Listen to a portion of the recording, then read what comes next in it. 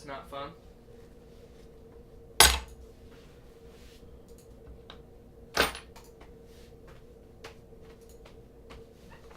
I'm used to having pockets, and I don't have pockets enough.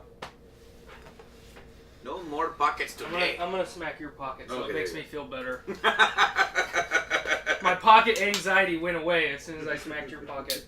So I voted for all of the controllers. Awesome, thank you. They're all gonna win. I did that the other day, and I was Every single one of them. I voted for all of them. One of them's actually surprised. Well, no, I figured with as many posts as you had, it was vote in every poll which one, and then as the bracket moves forward, you're gonna snake that out the rest of the way. But the one that's actually really fucking surprising me is the Atari fucking joystick. Like that it's losing? No, it was winning when I looked this morning. We're live. On Facebook. Yeah. Okay, I haven't checked it for a while. Yeah, I just the shared fucking it again. Atari joystick was actually winning against its competitor, which... The Wii U Pro Controller. The Wii U Pro Controller, which really surprised me. Especially as much as you fucking hyped up the Wii U Pro Controller. Or the Wii U Pro Controller. And you know what? I don't think I can look at the... Can I look at the poll results before it's over? You can look at where they stand right now. Okay, because it says the poll ends in 3 hours. Do I just click on one of them? I would just scroll through my news feed and all of your posts popped up again this morning. Okay, because I see the vote, but it does not tell me. Here, I'll pull mine up. Okay. Well, we're doing a little bit... Okay, so how this works, I shared the poll on both Twitter and Facebook. I'm going to add up the numbers, and me and Mike also have 2 votes, like 1 each. Right. So we're going to go through it. We're going to, Okay. you know, I haven't checked it for a while. Yeah. The poll ends in 3 hours. it's always weird to start, Right. like when you're doing a test stream and everything. But yeah, of course it's going to go, and I randomized the entire bracket. I listed 24. Oh, that was one of the things that I was going to ask you about, because I was looking through the bracket and I was like, this has got to be random. It is 100%. Because there's no way that you and Mike went through and placed some of these where they're placed. Yeah. No, I want it to be fair. I want it to be 100% So fair. like here's another one that's actually surprising me. The Xbox S is getting beat by the fucking OG Nintendo.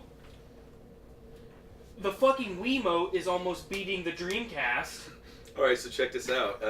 On Twitter, there might be a... Right there, now it's tied. Oh, that's cool. This morning, the fucking Atari was at like 75%. All right, so on Twitter, the GameCube and Super Nintendo are tied.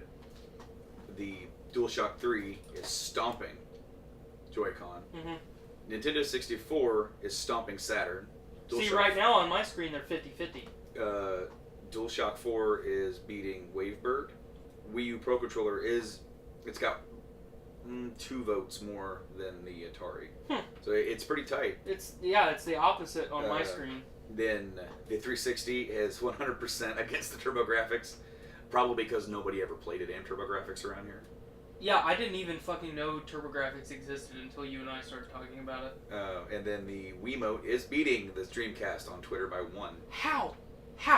Who fucking liked the Wiimote?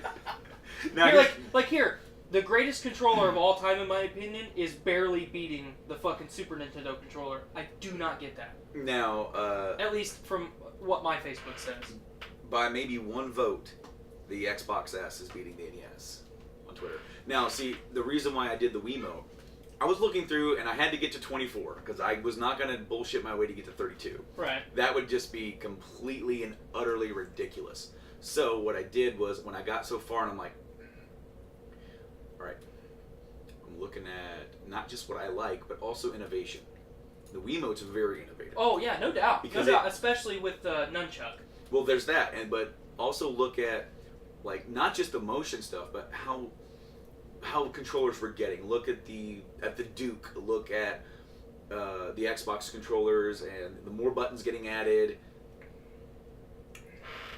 That's not as carbonated as the other one. Is that a negative? A little bit, because I kind of like how zingy the Platinum Nuggets is. The flavor is almost identical, even with a different blend of hops, but it's just not as carbonated. Sorry. We're getting We're getting like a combination of Brews with Dudes and Game Addicts podcasts in one right now. What's up, guys? Nate Phillips blessing this pod with maximum blessage. So much blessage. So much blessing. I'm so hardage right now. Where I was going though is that the Wiimote is very just back to basics. It's very.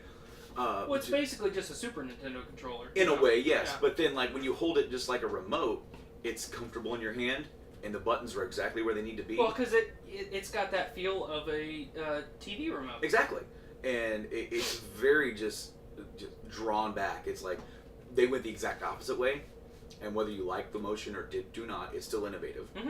And then, of course, the games that you can play it on its side, like an NES, or the games that you kind of did both went back. And now I'm like, I want to highlight that. And then I threw in the Saturn 3D controller because I'm like, I like the look of it, and you can definitely see where they were going, but I can't think. I'm not putting the Atari 5200 controller on here. That sucks. Right. So the last few, I struggled. What you should do when the fucking poll is when the bracket is done, make like a losers bracket and just put the 5200 controller, the only one in the losers bracket. Nate has the show even started yet? No. Nope. We're just having some good pre-show conversation. I have not talked to fun. Tyler for quite some time. I've been extremely busy, and I would imagine you have also been really busy. Very busy. Oh, we're gonna talk about it on the show. I don't want to talk to you. I'm here to talk to Branden. You know what? Hey, the last Game Addicts he was on, him and Mike just talked, and I sat there like I felt like you. Womp womp. Jake Kuziela, however the fuck you say your last name, can I come over and just vape in the background? No. Yes. I like Yes. how you did the snap. Message Fake me it. on Facebook, and I'll give you the address. I got it sent to me twice. Nice. We already have a vapor on the show. His name is Rolo. And he only comes back when we feel like letting him back. Yeah, but I like this guy already. I like it more than you. I mean, he does acknowledge the douchebagginess of vaping. So, like, he's like, I just want to vape in the back. I just want to be a douchebag in the All right, background. we're gonna bring this up again on the show. Okay. Actually, on the show. Oh my god. Don't try this one. I want to try that one after I've tried all the other beers that I want to try. I mean, This tastes like every IPA I've ever had. it's because it is. it's all at this point. Zombie Dust and Antihero are like my two, like, generic IPAs I go to. You're not gonna include Sweetwater in that, I haven't had Sweetwater for a while. but it's also extremely generic. It tastes like all it's three. more generic than It that. tastes like all three of them, yeah. I stopped having a taste for it because going to the vault Because I don't ask you for it anymore. has really soured it for me. Because they literally serve skunk beer. Yes. Yeah. That's why I started. We're gonna talk about that on the show too, because now I'm triggered. Well, here we go, guys. He says the douchiness is why I do it. Yes. Yeah, you get it. You're self-aware. All right, we gotta play this new bumper. Is it an hour long, like all the rest? No, it's of them? actually really short. Yes. All right. They're adapting. Here we go. I want that as a Do you soundbite. love traveling through time and space? Then listen to Yowf Radio, a Whovian podcast, every other Friday, right here on the Journey into Comics Network, journeyintocomics.com. The following is a Journey into Comics. Journey into Comics. Journey into Comics. Journey into Comics. Journey into Comics Network. Production. Fuck you, Iraq. That is so fucking awesome! I'm believing that. Yeah! Oh shit. You should just add that little fucking clip of me onto the end of the bumper.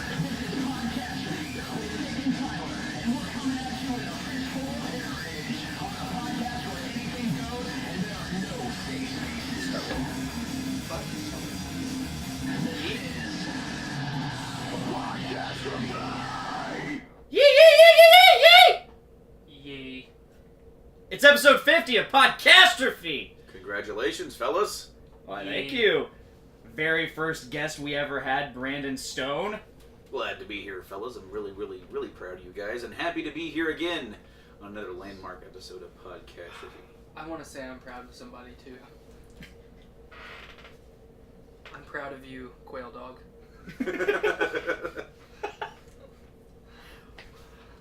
I'm so glad we're here. Normally, I'm like here lately, especially like Tuesdays have just been bad days for me, Yeah. and like I'm even sick right now, and I had a really good day at work, and like just I'm having a really good time. That's good. So like I'm not in a bad mood today, which is not it's just not normal. Me either. I'm in a fantastic mood. It was a nice, quiet, peaceful day. Oh yeah, and we'll get into that. Did nobody buy a penis? Not yet. Oh. That tear's still. Did nobody's husband die in a lawnmower accident? Nope. But we found out he's getting another piercing. He's getting another penis? Piercing. Penis. Piercing. Penis. That tier is still vacant on the JIC Patreon. Nobody wants it. Yeah, I don't get it. that's been my life. I don't get it at all. Nobody wants my penis. But here we are. We're at episode 50. Man, oh man, how did we ever get here? Well, I made fun of you a lot. Yeah, there's at least 30 episodes of that. I yelled at things. Maybe 40. I I think your first episode was what, 12? I think 12. So yeah, 38 episodes of just making fun of me. I fought a chair for like 12 episodes. Yes, he did that too. I made fun of Cameron a lot. That's easy to do, though. Right. Whether he was here or not. Yeah. Well, and, you know, I was having this conversation with a good friend of mine about Cameron the other day, and he's like, well, because we were hanging out, and he's like, well, what's wrong with you? And I was like, well, I just fucking ripped Cameron's ass. And he's like, why did you just rip Cameron's ass? And I was like, well, you know, like if you find an animal like abandoned on the side of the road, like it's just our instinct, like we feel compelled to take care of it. Like even if you don't like animals, for a split second you're like, man, I fucking feel bad for that animal. I want to take care of it. I might not want to keep it, but I at least want to like, you know, get it healthy. Is that Cameron for you? And get it on track, and you know, find it a good home and everything. But it like along the same lines, you know, like as you go through life, there's those people that fill like a dad role for you. Like everybody has their dad, whether it's a long period of time or a short period of time, it doesn't really matter. Everybody knows who their dad is, but then like there's always those people that fill like a dad role when your dad's not around. And I'm kind of like that for Cameron. That's how I've asserted myself. Yeah. Because he's 20 years old, and he fucking doesn't know his ass from a hole in the ground. To be fair, he didn't have parents to really show him. But I didn't really have parents to show me either, and I figured all this shit out on my own through wherewithal and determination. I was about to say sheer will. Sheer will is definitely a part of it. So like especially the last like 6 months since I've left Subaru, I've tried to help Cameron as much as I can, because now he doesn't have me yelling at him every day to try and keep his life on track. And I'm not saying by any means that Cameron's a bad kid, but there's a lot of shit that he just doesn't know. Yeah. That he should know at 20 years old. Jennifer said, I feel so bad for him because like this couldn't have happened to the worst. Like, because the other day he was sent to the emergency room, had his appendix rupture. He had an appendectomy. Yes. It didn't rupture, it just started to leak. Which, ironically, we could have helped had we have known what was going on. Mm-hmm. Yeah. But the one thing I want to say with this is that I saw your two's interaction and read it in exactly the voice. Yeah. Like, The dad voice? yeah. oh man, especially when you did all caps, I could just hear you shouting at him. Yeah. But, you know, I consider Cameron, you know, like, pseudo child / little brother, you know, / very good friend, because Cameron and I get along very well. You know, you have filled some of that dad role towards Cameron too, especially when you and Cameron and I were having a conversation. You know, normally I was yelling at him, and then you would come at the end, like, and just fucking slit his throat, like, okay, the conversation's done now, go away. The Lannisters send their regards. Yes, I mean, that's the perfect way to put it. But Cameron wants to get his shit together, but he's so inept 90% of the time, and I get so frustrated because you know, that whole fucking comment stream, I have been telling him everything that I said to him in that message stream for fucking since Friday. And you know, regardless of whether or not he could actually obtain what we were talking about, I was telling him to get on that the fucking day that he had his surgery. Mm-hmm. You know, you have a cell phone, use it. You can fucking call people, and then if people don't answer you, get in your fucking car and go track those people down. You know, fucking do your due diligence and handle your shit. So, but we got it all under control now, and for the remainder of him and I's friendship, however long or short that may be, I will continue to force myself into the dad role and fucking yell at him all the time. As much as I possibly can. Since you have exited Subaru but you're still fulfilling that dad role, I have taken upon myself to be the big brother role for him. Good, because I also have to fill a dad role for you a lot of the times. Sometimes. Yeah. Yeah. Sometimes. Yeah. You've got fat Mark McGuire as a dad. You don't reach out to him. I shouldn't have to yell at you. I like to try to do things on my own, and then I fail. And you fail. Pretty much every time. Please tell me your dad called you slugger. No. Oh, no, damn he never it. called me slugger. Nick says, nice shirt, Tyler. Thanks, man. I want to come get some more of them here soon. So. Oh, Jennifer, she did a thing. What did you do, Jennifer? Did you buy a Rolo the Destroyer T-shirt from Teespring? There's nobody that I would rather see in a Rolo the Destroyer shirt than fucking Jennifer. Right. I ordered one of those. I ordered a Heritage shirt and a JIC tank top. If I could get the Heritage shirt in yellow with red letters, I would have one right now. I would be wearing it. That's honestly what I would prefer as well, but I guess the Podfathers. We can make that happen. Yeah, we can do it. All we need to do we is... can make our own store. All we need to do literally is send him a message and say, hey, add an alternate to the Heritage shirt. Yeah. Definitely. God damn it, Blaine. Oh, sorry, Nate. We didn't introduce our guest. Mr. Branden... Yeah, we introduced you. Yeah, wait. We introduced... First ever guest. Yeah. First ever guest, Branden Stone. Did you say my name, though? I did. Oh. Sorry, I had to do some Come on, exposition because I had it bottled inside since, like, Saturday. Dude, I get I kind of feel you. I mean, I felt really bad for the kid. I mean, oh, really, yeah, for sure. And, you know, because when something like that happens, I mean, it can catch anybody off guard. Mm-hmm. And then, of course, he's so worried. Nate's on it. He's about to have surgery in like an hour, and he's freaking out about how much it's going to cost. Right. And I'm like, dude, stop. Right now, you have no control over this. Mm-hmm. You know, like, you need to relax and try and calm down. Yeah. That way you can go and get your shit taken care of. Worry about that stuff after, because this isn't, like, thankfully it didn't rupture. Right. And, you know, completely. What? Oh, he says, oh yeah. Introducing you. But yeah, I mean, Classic Nate. I went and saw him on Saturday to kind of just make sure he was still alive, and he's doing good. You know, he's healing well. Yeah, he came in Monday, just normal as ever. He still smells like a bag of dicks. Yeah, like I said, normal as ever. Right. So he came in Monday and they sent him home. Is that how they did it? Basically, kind of, without going into too much detail here, he's got to get more official. Mm-hmm. Like, I guess, shit taken care of as far as, like, the whole medical issue at work. Mm-hmm. So, I mean, it very much sucks for him. Because, obviously, I mean, much to my surprise, he was pretty much acting every bit of normal, moving normal. Mm-hmm. He probably would be sore as shit, but, like... He showed me his wounds. Yeah? He's got 3 of them. Yeah. He almost showed me his ding dong when he yeah, showed it to I know. me He just kept going, and I'm like, ah. Did they give him a bikini line cut? No.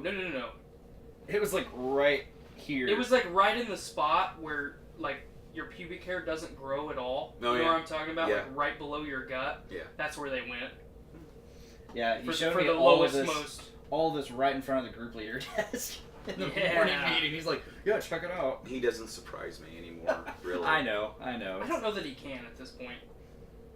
Because, you know, it's more dad mode on my part, but, like, I just... Not that my expectations are low of him, because for as dumb as Cameron can be, and as, you know, impulsive, and as many bad decisions as he can make, he's a pretty responsible kid. Yeah. when he wants to be. Yeah. I'm not saying he is He's all a the very time by capable any. kid as well. He's also very intelligent and very capable. He just has to have the right kick in the ass every now and then to put him back on track. So He's got a lot of fuckhead in him. yeah. Yeah.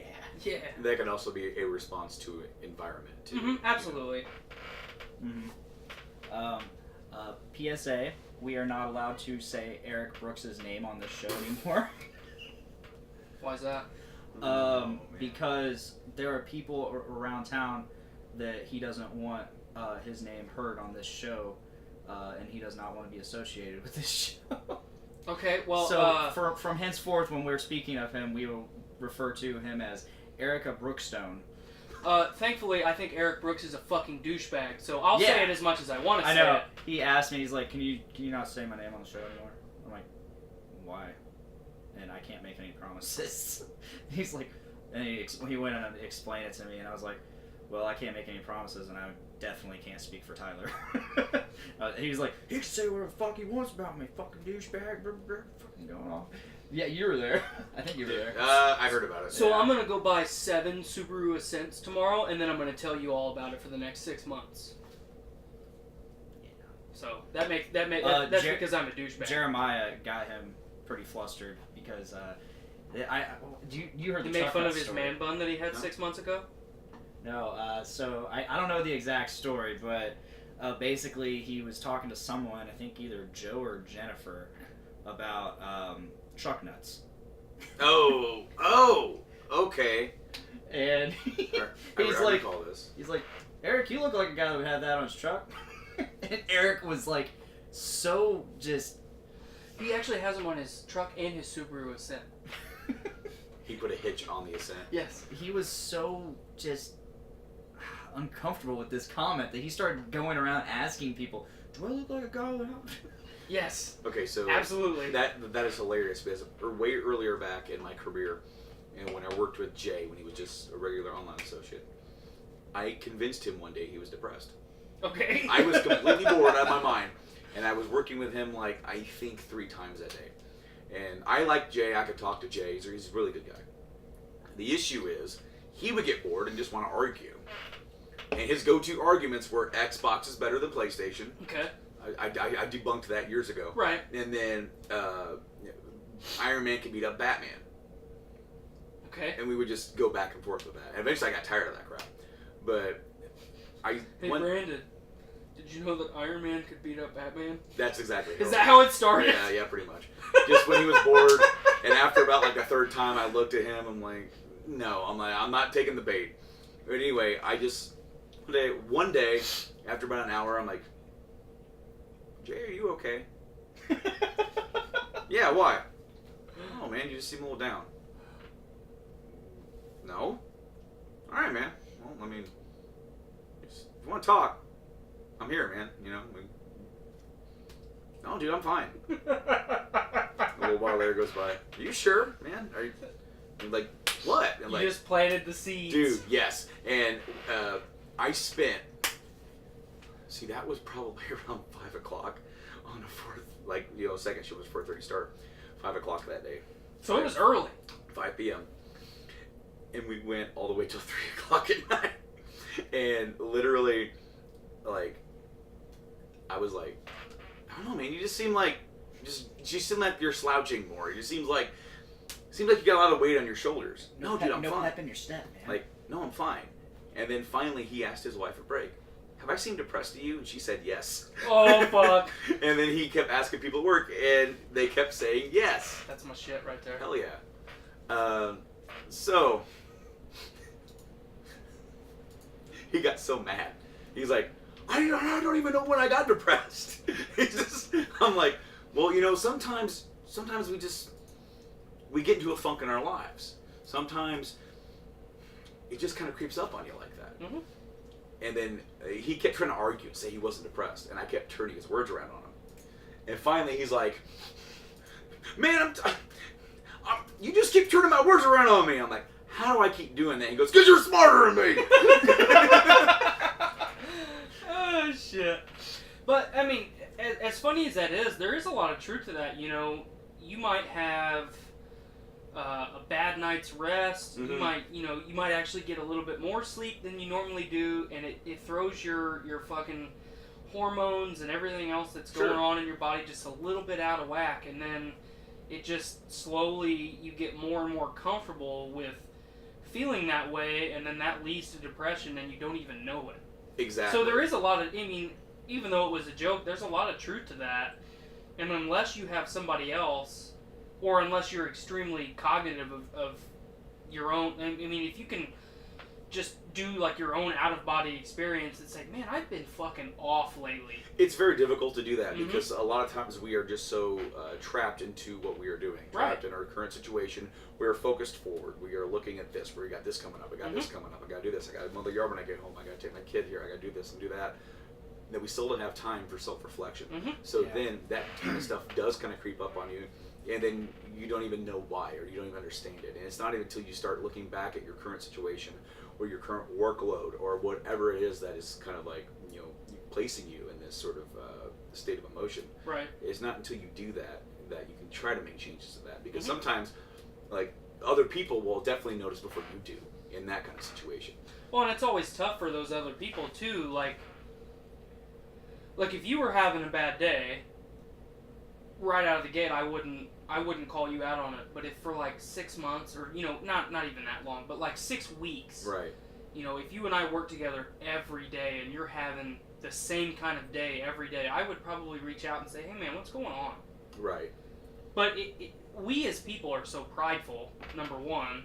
But number two, and I know you feel the same way as I do, and I know you do too, we don't like to get involved in other people's business. Yes. So whatever, I said it a lot while I was at Subaru, and I've said it a lot on this show, as long as your personal life isn't affecting my personal life, that's none of my business. The moment it affects my personal life or my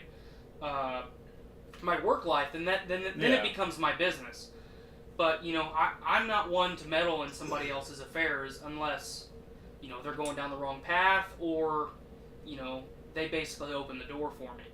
So that's another little PSA for people. If you're going through some shit, reach out, because people want to help. Always reach out. There will always be someone there. Mhm. Whether the first or second person reacts the way you want, there's always someone out there regardless. Absolutely. It's so funny that we talk about that.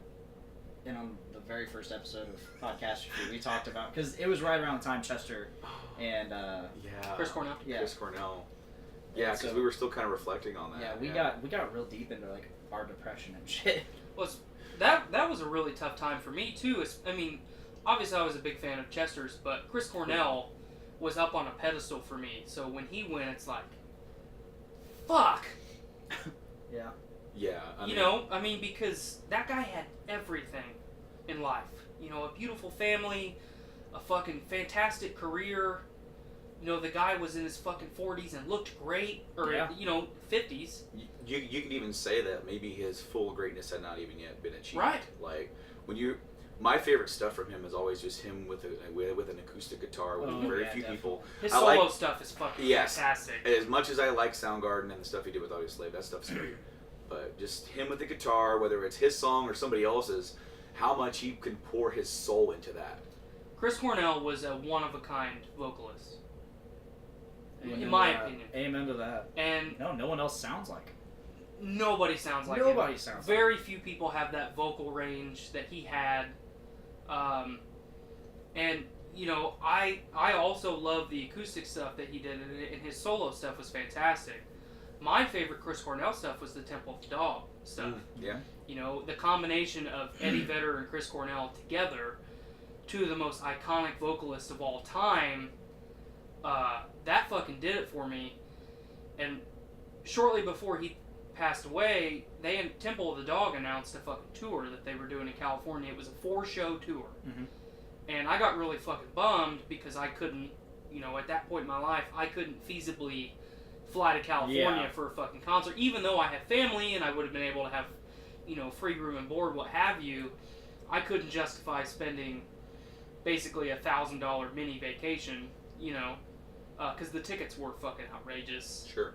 And then, with a rental car and the actual, everything together, that was going to be a pretty expensive little trip.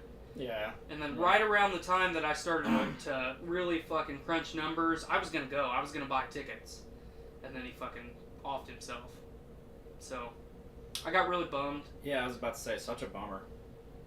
And you, Such a bummer. you look through the industry, you know, artists always get really upset when another artist, they lose another artist, or, you know, they take their own life or whatever, you know. But you look at some of the shit that Eddie Vedder did after Chris passed, it fucking hit a lot of people really hard. And then, you know, Chester's the same way. Yeah. So. It's from the Linkin Park's Chester Memorial Concert when they played Numb, and they just had a spotlight on the microphone stand, and the entire crowd sang it. Yeah, that was really powerful stuff. That was so powerful. That was that was like so perfect. And I never would have thought like that, like something like that could like just trigger so many different emotions. Mm-hmm. Especially when you have that many people who are there. I mean, they're there just because they love Chester. Yeah. And they're all sharing in that moment together. Yep. And it's not just the people that were in that crowd. It's all the people that still watch that video today. If you pull that video up on YouTube, and you don't have to, but that video has fucking over 1 million views. Sure, and yes. it reached that number very, very quickly. So the amount of people that we take for granted, you know, and we've talked about it a lot on the show, and, you know, you and I have talked about it a lot personally. We take for granted, it's a podcast, so obviously I can't talk. We take for granted what artists do for us, you know, mentally, psychologically, however, you know, spiritually, however you want to label it, it doesn't really matter. We as people take that for granted a lot of times, and it's sad. It really means a lot when you get a chance to meet those people. Oh yeah, I was about to say that exactly. You know, like, I mean, I met these guys, Iced Earth, so many times now. It's almost just like a hey, how you doing thing. The first time I ever got to meet John, I had tears in my eyes. I shook his hand and I said, "Thank you so much for doing what you do." Mm-hmm. There was a time in my life where nothing else spoke to me, but for a few songs that you wrote 20 years ago. You know, whatever it was. Whatever you felt or wrote then has affected me at the right time. So for thank you. Like, I'll be a fan for life because you changed my life in that moment. Like, when no one else, when I felt like I couldn't, you know, trust anybody else, like we said, or anything like that, that spoke to me and made me reflect in on myself and made me make changes to myself or whatever I needed to do. And he beamed up at me and said, "That's why I do what I do." That's awesome. Yeah. And you know, I mean, he. Like, the look on his face was like he genuine. Yes, and that was awesome. I mean, number one, like I'm pretty sure the jack was already flowing, so he was relaxed. You know, sometimes when you meet him, he can be a little intimidating, just because he knows who he is, he knows who you are. Right. Hey, how you doing? But when I walked up and said that to him, like, probably stuttering my ass off, but that was an awesome, like, just a little interaction. Mm-hmm. You know, and then of course right after that. When we circle back around for the picture, me and my wife kind of stood there, not really knowing where to stand. I mean, it was like, let's take a picture with the band, right? And then he grabbed my wife, and he grabbed me, and pulled me in for a hug. And the person who snapped the picture is him doing this, looking at me, smiling, going to grab me, and that's when the picture got taken. And I'm sitting there like. You see me, I'm like, so like, I don't know, am I posing now?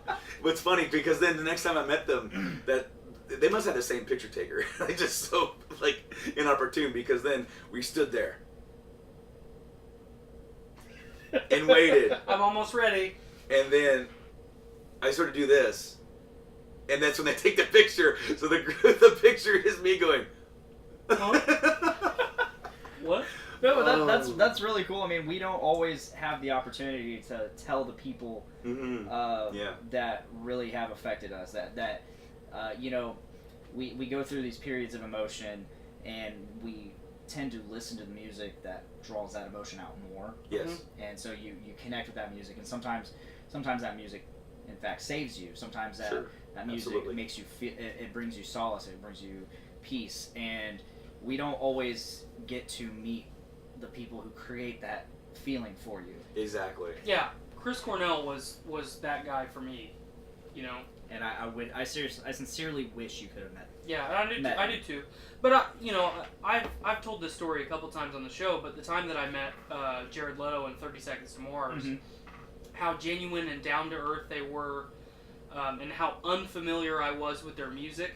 At that time, I had just discovered them when I met them, and they still accepted me with open arms, as their number one fan, even though I was just some guy off the street. That going into that concert, my opinion was, it's just another spoiled actor trying to make more money. That was my opinion of Jared Leto and 30 Seconds to Mars.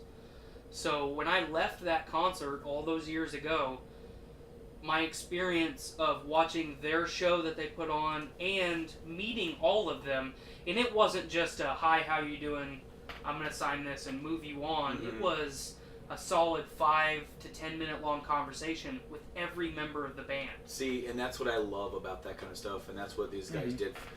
Even the last time, we got to spend 20 minutes with these guys, asking any questions we wanted, and then I hear a band like Slayer, you spend $1,500 to go meet Slayer, and they bring you in, they sign whatever, take your picture, and you're ushered out. Right. There is no one-on-one time, and Metallica is they're so different.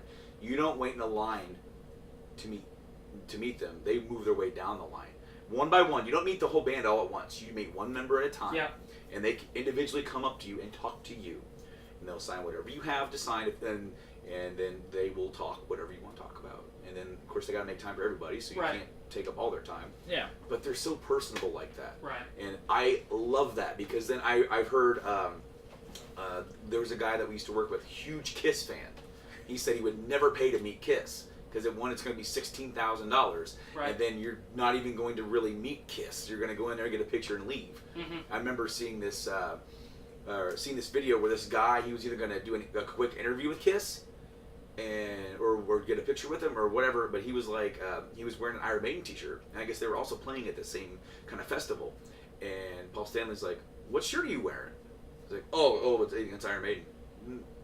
No, take that shirt off. You're not going to interview me wearing a shirt.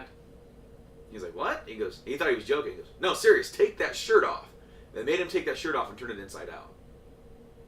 See, I've read and heard a lot of stories about Kiss that are almost identical to that, and that's part of the reason that I have never really gotten into Kiss. Because if you are that full of yourself and you put yourself on that high of a pedestal, you don't need us fans. No. Yeah. Regardless of the fact that I don't care for your music, if you are going to conduct yourself that way, I don't need to put forth my time and effort to support you, because you're obviously supporting yourself. Yeah, clearly. But that, and I, going along with what you said, I was one of the first people in line for kind of that meet and greet with 30 Seconds to Mars, and it wasn't a VIP thing. It was Jared and the rest of the band played their show, and when they got done, he said, "We're going to get a drink of water, and we're going to dry off," because they put on a hell of a show. He said, "We're going to get a drink of water, we're going to dry off, and then we will be out in the hallway at a table. As many of you, all of you, come and meet us. We will all meet. Every one of us will meet with every one of you." And I was one of the first people in line, because, I just happened to have to go to the bathroom at that time. So I fucking sprint out, go to the bathroom, and I get right in line. And as I left that line, Jared was the last one that you got to meet with. As I walked away from him, I turned around and looked.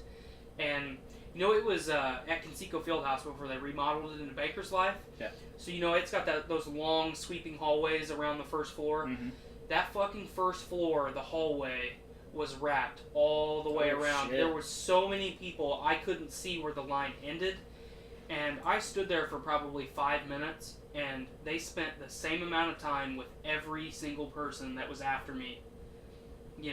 They actually stayed there all the way until almost the end of Seether's set. And there was like a 25-minute interlude, and then Seether took the stage after them. Seether was almost done playing before they had finished with all the people that went. Damn. So they spent a long time or a good amount of time with every single fan that came up to them, and more artists need to do stuff like that. That's impressive. I mean, I understand they all have lives. And, Yeah. you know, time is money, and they're tired. The road life is obviously not kind to anyone. No, but that to me... It means so much. Yes, it does, because then you're forging a relationship with your listener, with your audience, with your individual, and that means so much, because then that person, you're going to feel special to them. Yep. And then now they mean even more to you, because you know those are cool guys. Those are cool guys who aren't going to be facetious about a shirt or, right. you know, this or hey, that. you can stand in this line if you buy this $75 T-shirt. Speaking of that, yeah, that's about how much it cost me to meet Trivium, which they all individually took the time to talk to all of us as well. That was really cool. All That Remains was a lot cheaper. I had to buy a $20 T-shirt and pay $20. I think $20 more, so it was $40. But it's not $1,500. Yeah. No. And you know, and we got to sit and talk to all of them as well. With All That Remains, it was so I went there. Mike and Joanna were there. Yeah. And then it was me, Nick Torres, Alan Dawson, and Nate Vanderwall. That was our group that we went together with. Hell of a group. Yeah. And it's funny because we ended up taking a picture with the vocalist from Sons of Texas. And it doesn't look like hey, we're getting a picture with this guy. It just looks like a regular, like, we're a bunch of friends hanging out with each other picture. You know the picture. Yeah. And it's just like, and the vocalist is just like, I don't really want to be these here guys. right now. Yeah, I'm here with these and it's gays. funny because the individual picture I got with him, he just looks high as fuck. And it very well could have been. Oh yeah, definitely. But no, with All That Remains, like here I am. I'm meeting Phil Abani. Are you excited to see me? Apparently. I'm meeting Phil Abani, like one of my favorite vocalists, and I get to tell him, hey dude, I've been wanting to see you guys for years. I have absolutely loved your music, and you know, it's. I don't think I told him it's gotten me through any rough times, but like I was like, it's just meant a lot to me, like the lyrics that you write and the vocals you put out. So I'm just so glad I can meet you and tell you that. And he was all about it. He was like, dude, that's so cool. And then Nick comes in behind me after I'm done talking to him. He's like, so you're a Patriots fan. He immediately just starts talking shit about the Patriots because he's a Bears fan. Ooh, go Bears. Go Ships. That is such a Torres. It is. That is like the most Torres thing he could have done. He just immediately starts talking shit about the Patriots. That doesn't surprise me at all.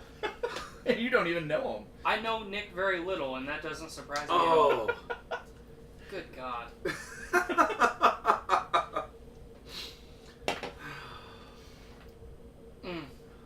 Good times. Good times. All the times. So yeah, this is episode 50. I'm gonna remind everybody several times. Yeah. This is episode 50. You know, it's crazy to think because. Are you about to fucking exposition about all the fucking times that we've had on the show? We're gonna look Later. back. Are you gonna look back to every episode one by one? One of the first episodes of Journey into Comics I was on was episode 50. One of like I think that was actually the second. Second, yeah. Because we did the metal cast, and then we did episode 50, followed by a metal cast. Which was episode 52. So the funny thing is, like, you guys had this big plan for episode 50, and you know, it ended up being huge. And here we are at episode 15. We're doing a regular episode. Well, it just fits with the theme of our show, We though. did go deep. We went back to episode 1, we did. which is the most unpodcastrophe episode that has ever been. And we went deep again. Mm-hmm. So we have, in a way, in tone reflected. Yes. Yes. Don't worry, folks. I've got a lot of dumb shit to talk about later. Awesome. Because the only topics I I'm really actually have. lying to you. I don't have a lot of dumb shit to talk about, but I'm sure I could come up with something. Oh, I'm sure. What are you trying to say there? I need Better an adult. back the fuck down. I had one thing, maybe. We'll see. Okay. I need an adult. So Luckily, we have one. Mr. Stone. Oh! He's the adult in this room. Shucks. the only topics I really have involve just this being episode 50. Your transition into a woman. That's not public yet. Oh. Oh. We'll talk about that later. Alright. Later in the episode. Yeah. Next time Should- on should Dragon we- Ball Z. Go ahead and make the big announcement. Let's wait till towards the end of the show to do that. We're gonna wait towards the end of the show, so stick around. I have a couple things to talk about Okay. that kind of go along with the same tone that we're talking about. Okay, go for it. So here recently, I've had a lot of time to kind of hang out by myself at work, and I'm allowed to have headphones in while I'm at work. So I've been finishing a podcast that ended last year, but it's a 3-year-long podcast, and it's called The Adventure Zone. Are either of you guys familiar with My Brother, and Me? Nope. Okay, it's 3 guys from West Virginia. 2 of them work for Polygon. I don't remember what the other brother does, but they have this show called My Brother, and Me. It's a comedy podcast on the Maximum Fun Network. They do, it's basically just, like, imagine Saturday Night Live, but good, and totally podcast form. So, they decided a couple years ago, I think in late 2015, that they were going to play Dungeons & Dragons on a podcast and call it The Adventure Zone, but they were going to bring their dad in. Their dad was 60 at the time. So, they started playing the game and recording it, and it went for over 3 years, and the guy that DM'd for that campaign quickly went away from the pre-written stuff and started writing the story himself, and after basically a 3-year-long podcast, I can say with utmost certainty that I had the privilege of listening to one of the greatest stories that I've ever had told. And during my time at work the last month, I finished it. I had listened to basically the first 6 months, and then I didn't have time to listen to any other podcast besides our own and Joe Rogan. That's pretty much, I dabbled throughout the network and your guys' stuff, but I didn't have time to focus on one. And over this last month, I fucking finished it. I went episode after episode all day long, and the story just kept getting better and better, and my foreman would come up to me as I was giggling with my fucking headphones on, and why the fuck are you just standing here laughing to yourself? Well, what they said on the podcast was really funny, and then, they would tug at another emotional string, and it would be really powerful, and the storytelling was just fantastic. So I recommend anybody that wants to listen to a good fictional podcast, listen to The Adventure Zone, but appreciate, kind of going back full circle here, back to the beginning of our conversation, appreciate the things that creators do for us, because they're not just doing it for them, they're doing it for us. For sure. So now I have a big void in my life that I finished The Adventure Zone, and my good friend Andy Dietrich, that I really want to get on the show, but also works at Electrician Life and is busy. He finished The Adventure Zone not long before I did, and we're at the same place. We have this huge void, and we have looked and looked, and there is nothing similar to that we can fill that spot with. So I'm a little bit sad. Well, definitely, but something you will not be filling that void with anytime soon on a major platform is the Alex Jones podcast. Yeah, nice fucking segue, Brandon. Oh, hell yeah. You fucking got it. Still got it. So something I wanted to talk about was Alex Jones getting banned on Apple, Facebook, and YouTube. Mm-hmm. Now, this is sort of like, it's got a mixed result and a mixed reaction across the board, right? Mm-hmm. The funniest thing I did see is something that our good friend Blaine shared. It was Alex Jones shirtlessly yelling into the void of Google+. That made me giggle. Now, first off, I want to mention, I gave this guy money once. Wait, you did? I did. I was subscribed to PrisonPlanet.tv in 2010, maybe 2011. And I have watched several of the documentaries, and I used to listen to the show pretty religiously. The thing is, I don't necessarily disagree because he didn't play by their platform's rules. And what I mean by that is that I don't necessarily want anybody to get banned because of their opinion. That's not what I want. That's Right. not what anybody should want. That's Big Brother. That's some 1984 shit that we don't want. And he's happening. claiming that's what it is. But they're claiming that he violated their terms of policy. YouTube and Facebook both have put strikes on his stuff before, but hesitated on actually full out banning him, maybe just for fear of being ostracized by themselves. And Apple, being Apple, who is free and they can do anything they want. Right. Apple. Who's gonna challenge Apple? Nobody. You know, Apple takes away your fucking 3.5 millimeter jack and tells you to suck it, and you do it very, very much in protest. But you go, well, God, I'm not gonna like this, but can I charge at the same time? No. All right. You have to go buy these really expensive wireless ones. I had already. Well, I on had top of already that, moved into no, hold on, real quick. I saw an article on Facebook the other day that Apple is a whatever number billion-dollar company, okay? Yeah. And it showed a picture of the iPhone charging cables throughout the generations, and they're all identical, where they're fucking frayed and broken, like right where that plastic piece is at the bottom. This is like a fucking $30 billion company, or $90 billion company, whatever it is. And they're still fucking giving all you people that buy their shit this fucking $3 fucking charging cable that frays and breaks in the exact same spot every time. As much as they try to improve and say, well, this one's going to fit in there better, the port's going to be fine, it's not going to break as less, if it breaks in the exact same spot. Yep, Yeah, exact same spot. I've never had that happen on me. Really? So you're really careful with your iPhone stuff. Like the majority of people just don't know how to handle things. I've never had an iPhone and never plan to. Me either. Every time my wife says, take my picture, I go, The one thing that I do, and this is hard for me to say a lot of times, because I'm a guy that boycotts fucking Apple. I will not buy into their fucking agenda. I will not let Apple monopolize any more shit with my money. Because Apple, like Disney's gonna merge with Apple, and then at that point they will fucking be our overlords. When that happens, you know, they'll fucking absorb Comcast and the world will just go to shit. But they have a better camera than everybody.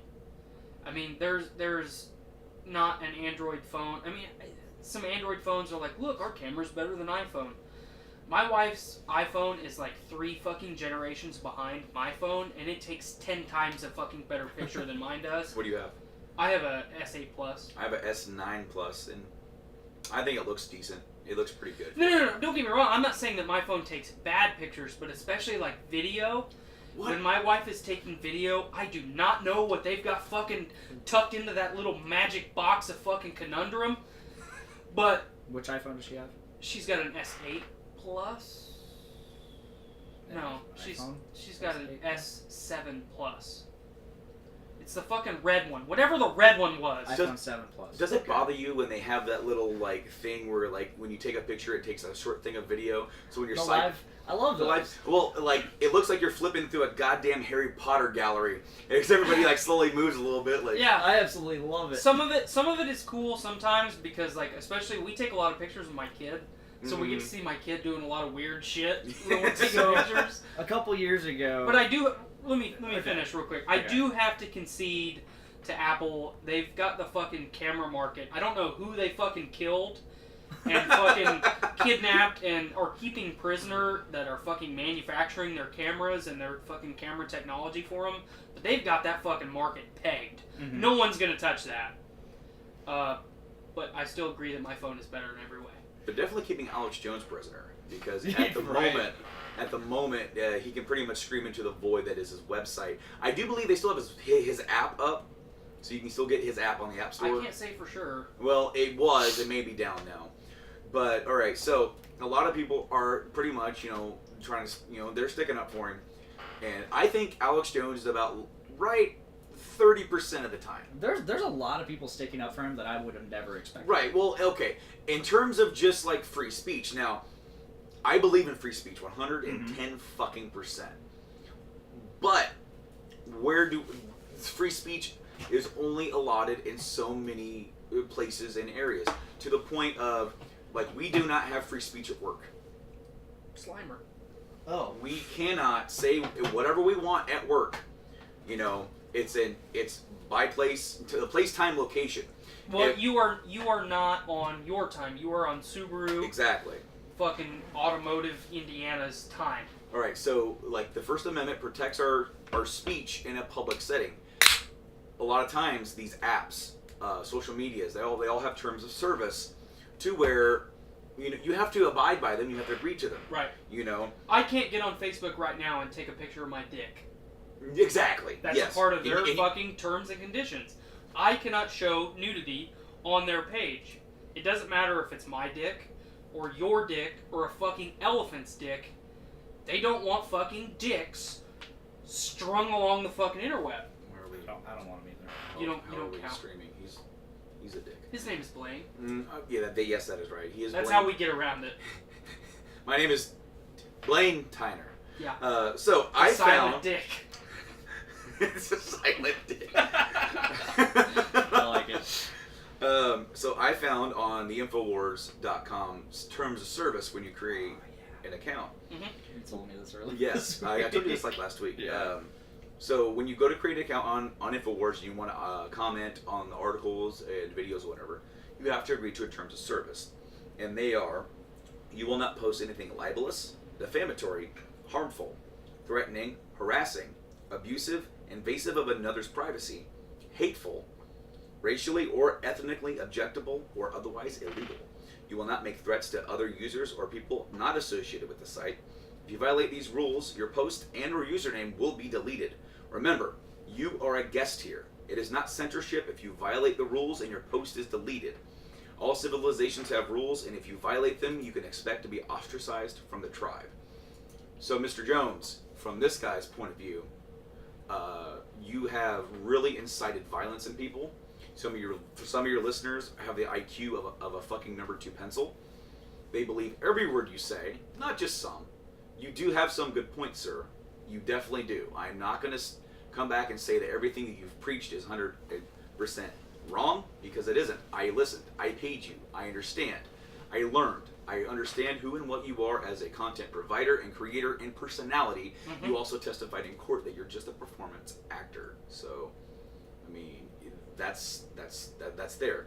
The problem is when you start violating the terms of service of your publisher or of your platforms, you cannot needlessly cry and say censorship.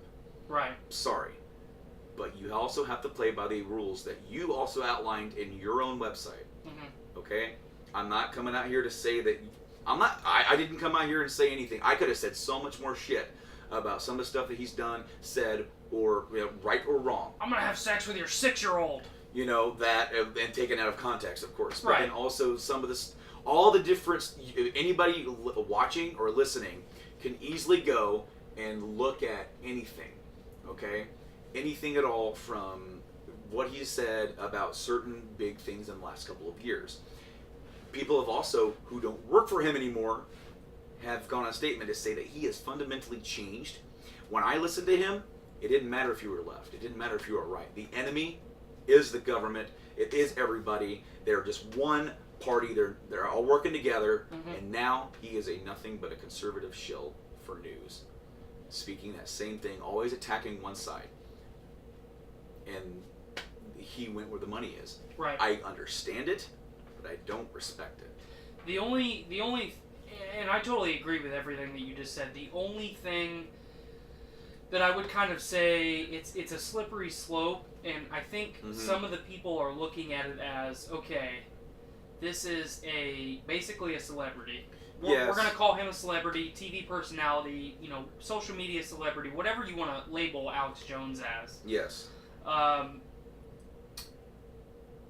Companies, businesses have basically said, well, we are not going to allow him to preach whatever it is he preaches. I think a lot of the people look at it from the perspective that I do, that, okay, what if Apple wakes up tomorrow and says, okay, well, we don't potentially like Ben Shapiro's mm-hmm. slightly, and I'm not even going to label it slightly, because I personally used to have a lot of respect for Ben Shapiro. And then as his personality has continued to grow and develop, more times than not, he's bringing religion into a place that there should not be religion. And I'm a religious guy in my own way, but I do not buy into the big three fucking, religious businesses. Pepsi, Coke, Dr. Pepper. Thank you. I just, when I'm involved in politics, which I try to stay as out of the loop on politics as I possibly can, because I don't believe in the government, and what government I do believe in is a fraction of what the one we have is. I don't want to fucking hear about religion, especially Christianity, because I don't want to hear it. That's not what I'm looking to educate myself on. So if Apple wakes up tomorrow and they're like, you know what, we really don't want any of this Christianity stuff on our service. And you know what, you're a conservative. We don't really like what conservatives have to say. Boom, you're gone. Now, I'm not saying it's going to get to that extreme by any means. Right. But I think a lot of people that are educated are worried, is this opening the door for that 1984 Big Brother mentality? Sure. Are we opening the door for that happen on a level that isn't already happening?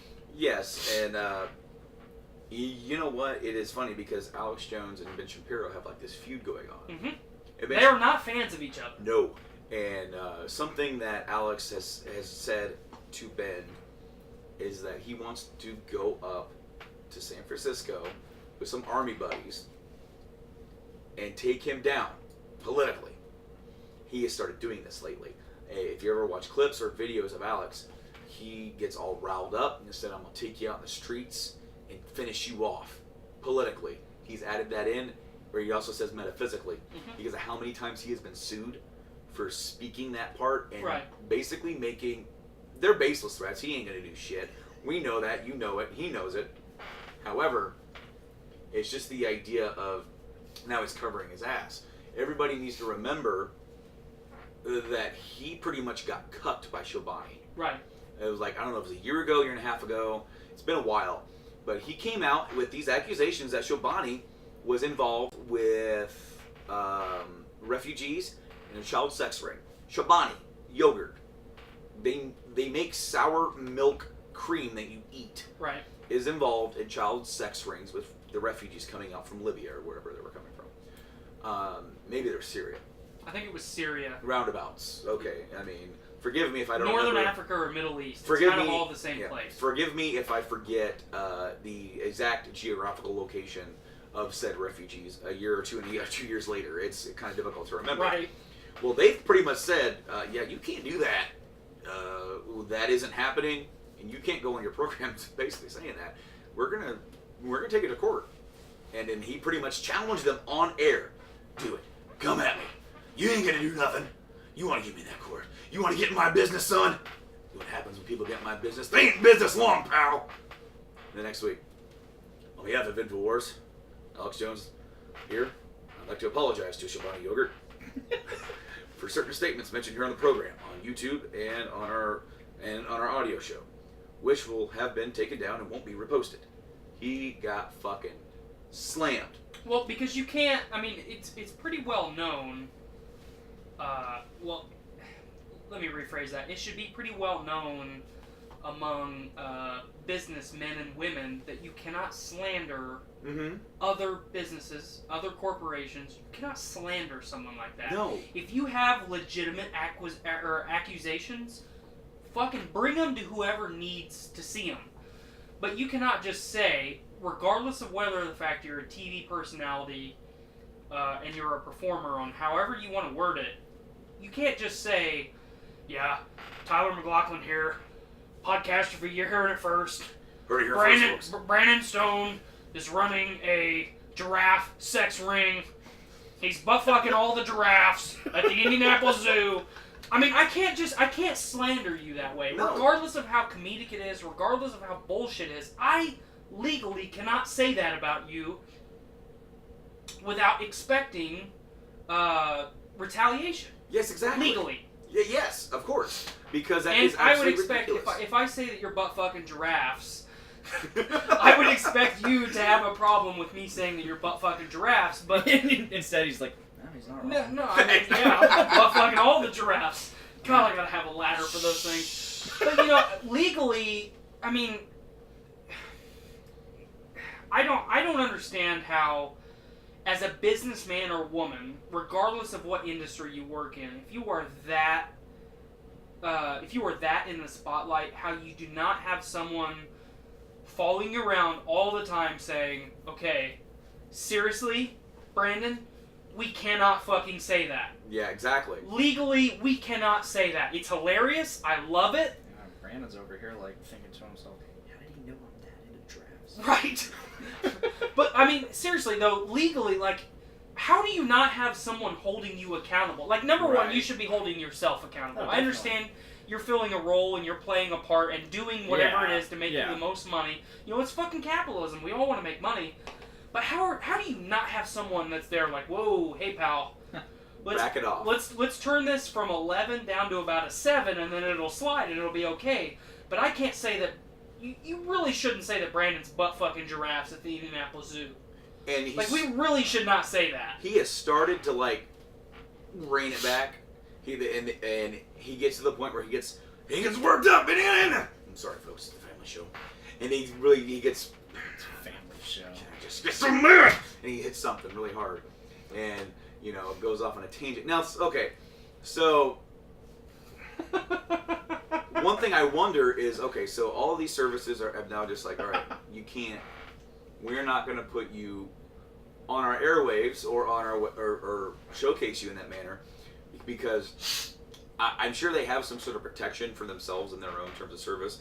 But what are the odds that he could say or do something that is actually hurtful or harmful to someone or some people? Mm-hmm. And Facebook featured that, and because he paid for the sponsoring, it was not a sponsored Right. post. So then, does that mean that they could be liable in court for that?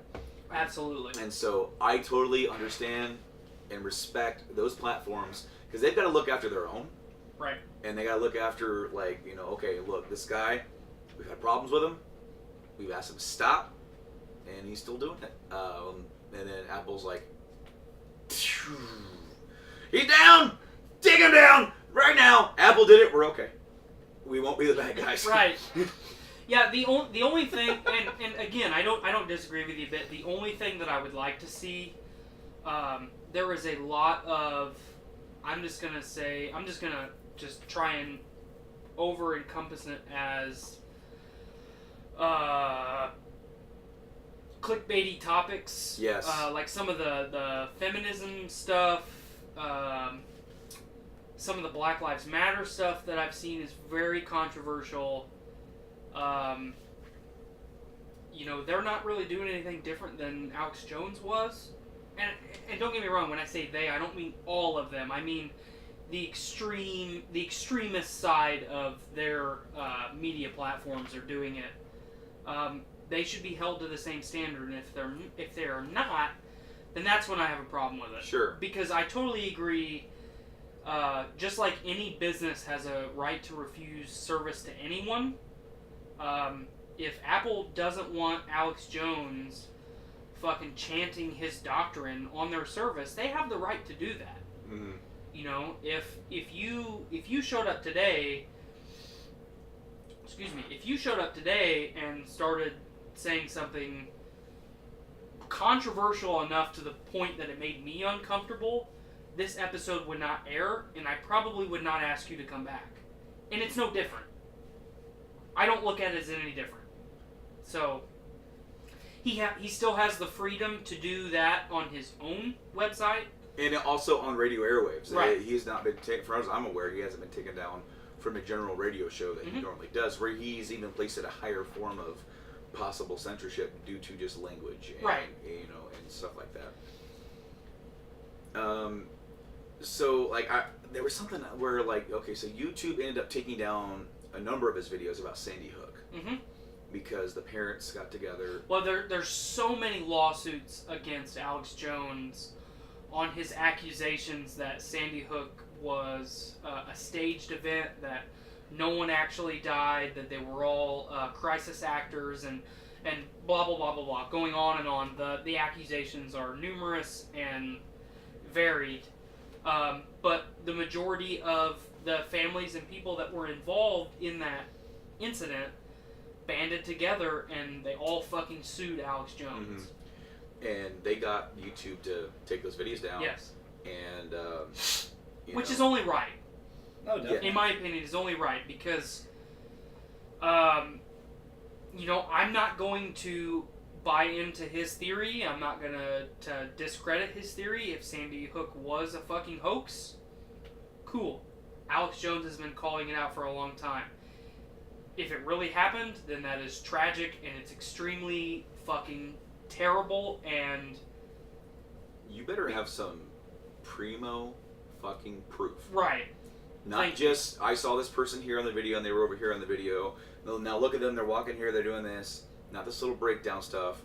Because if I'm a parent... Absolutely. And I lose my 6-year-old to a radical fucking shooter, and then he's going to sit there and say, that didn't happen to him. He's faking. The amount of rage... It's gonna, like, I'm already traumatized at this point, having lost my child in such a severe way. And you've got this nut job fucking saying that it was all fake. Buddy, I can't even explain the amount of emotional rage I would have. Right. It would, like, to me... And it's absolutely warranted. To me, these people are saints by taking it to court. Right. Because I would just be... I can't even, like... fathom what I would do. I would probably bring harm more so to myself, you know. And then you have listeners of his harassing these people, finding out where they live, doxing them, right? And they've had to move several times over the last couple of years. Which is one of the things that I have, you know, I've tried to stay pretty neutral as far as Alex Jones goes, because some of the stuff that he says I really buy into and I think is really accurate and people should hear, and then a lot of the shit is bullshit, you know, for lack of a better term. But at no point in any of this should his fans be fucking harassing people in their personal lives. That's just fucking wrong. Yeah. That is absolutely wrong. Absolutely. And then also the whole Pizzagate scandal, where he claimed there was a Washington, D.C. government child sex rings, I think these child sex rings, being run through the basement of a local... Do you think he's projecting? I don't think so. I think it's just an extremely controversial topic. Yeah. That especially with people that are parents like us, and you are now a step-parent, so that should hit you at home. Oh, yeah. That should make you feel something. That so will trigger it's almost your defense mechanism to help protect children. Thank you. It's a subliminal... I'm sorry. Again, that's a podcast. I can't talk. It's a subliminal clickbait. Uh-huh. You are instantly drawn to that topic. Wait, a sex ring? Child sex ring? What? You know, you should key in on that right away and have a problem with it. You know. Yeah. Now, a listener... Unless it's a giraffe sex ring. Okay, so... yeah, right, exactly. Yeah. All right, so he claimed it was ran out of the basement of this pizza place in D.C. A listener went to that place of business with a gun, wanting to talk to these people. Now, thankfully, nobody was hurt. I can only imagine what kind of shit would go down. Oh, God. If somebody was in fact hurt. Because this is, you know, this is America. People carry. Imagine a dude walking to your place of business with a rifle, and you're like, if you feel threatened and if you have a gun, what are you going to do? Right. And then all of a sudden, either the person who walked in is injured or killed, or one of the patrons. Not many of the patrons. Patrons, or even management, or people who work there. And all because this place, it didn't even have a basement. It didn't exist.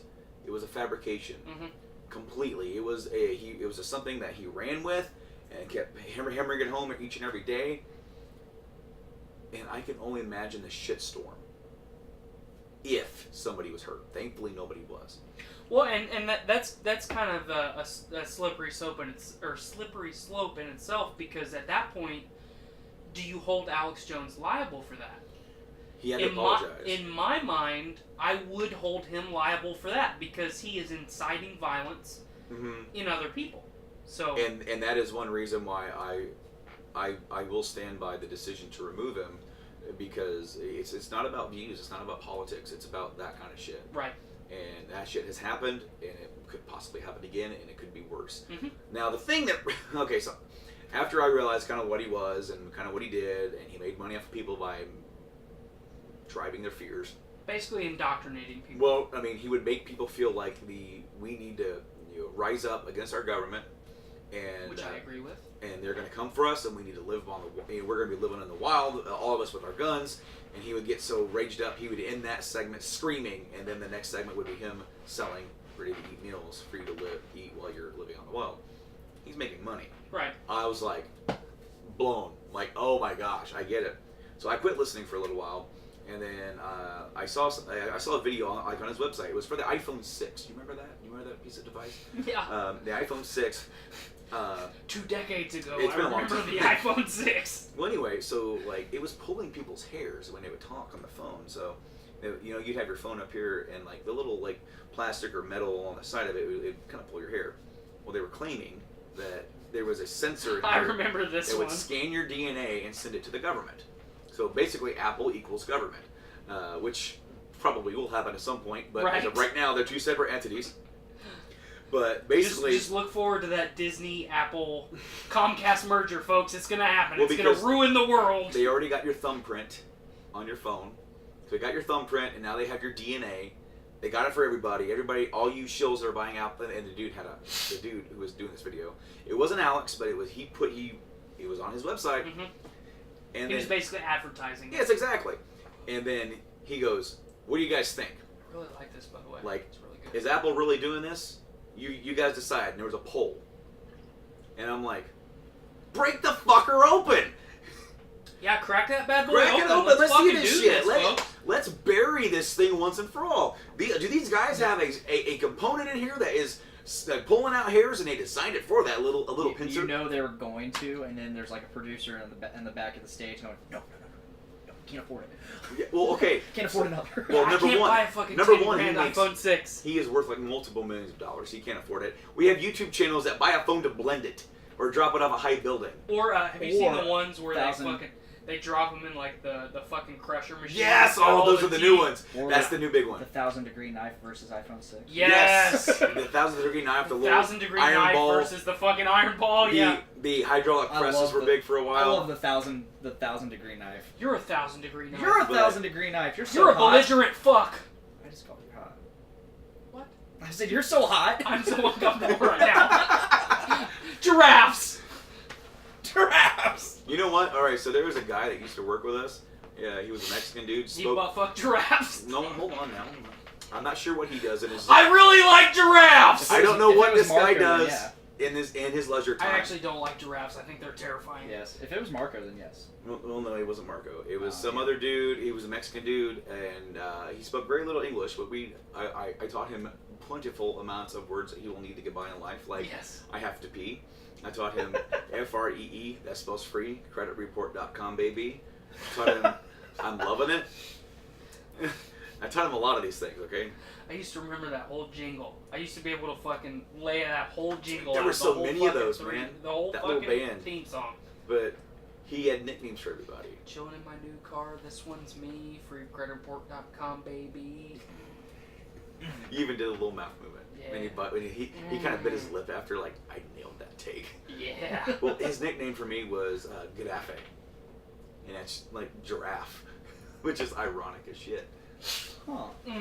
All things come full circle, I guess. Real quick, AP, Blaine and I are actually talking about making a trip up north to where we can kind of record a 3-episode jaunt to encompass you and the other members of the northern branch of the network. So just work with us on that. I literally just came up with this idea in my head.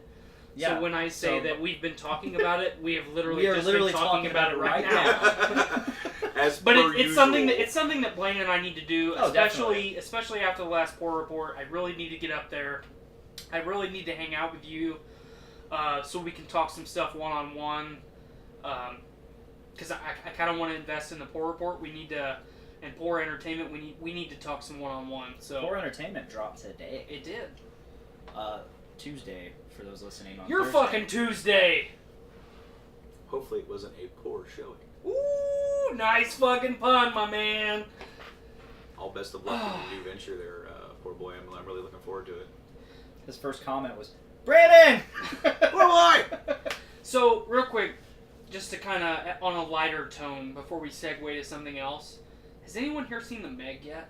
I have not. Well, okay, so we were planning on seeing it tomorrow. Things came up. She had to go to, Miranda had to go to Kentucky. Okay. So we're going to try to see it either Friday or Saturday. So let me ask you this. How would you like to see it early, the fucking matinee show on Saturday, and I'll fucking come with you? Let me talk to Miranda. My answer is yes. Hey, do me a favor real quick. Nope. Walk into that Nope. closet and find your fucking Nope. balls in your big boy pants, Nope. and then let me know if they're in there or not, and then answer my question. My answer is yes.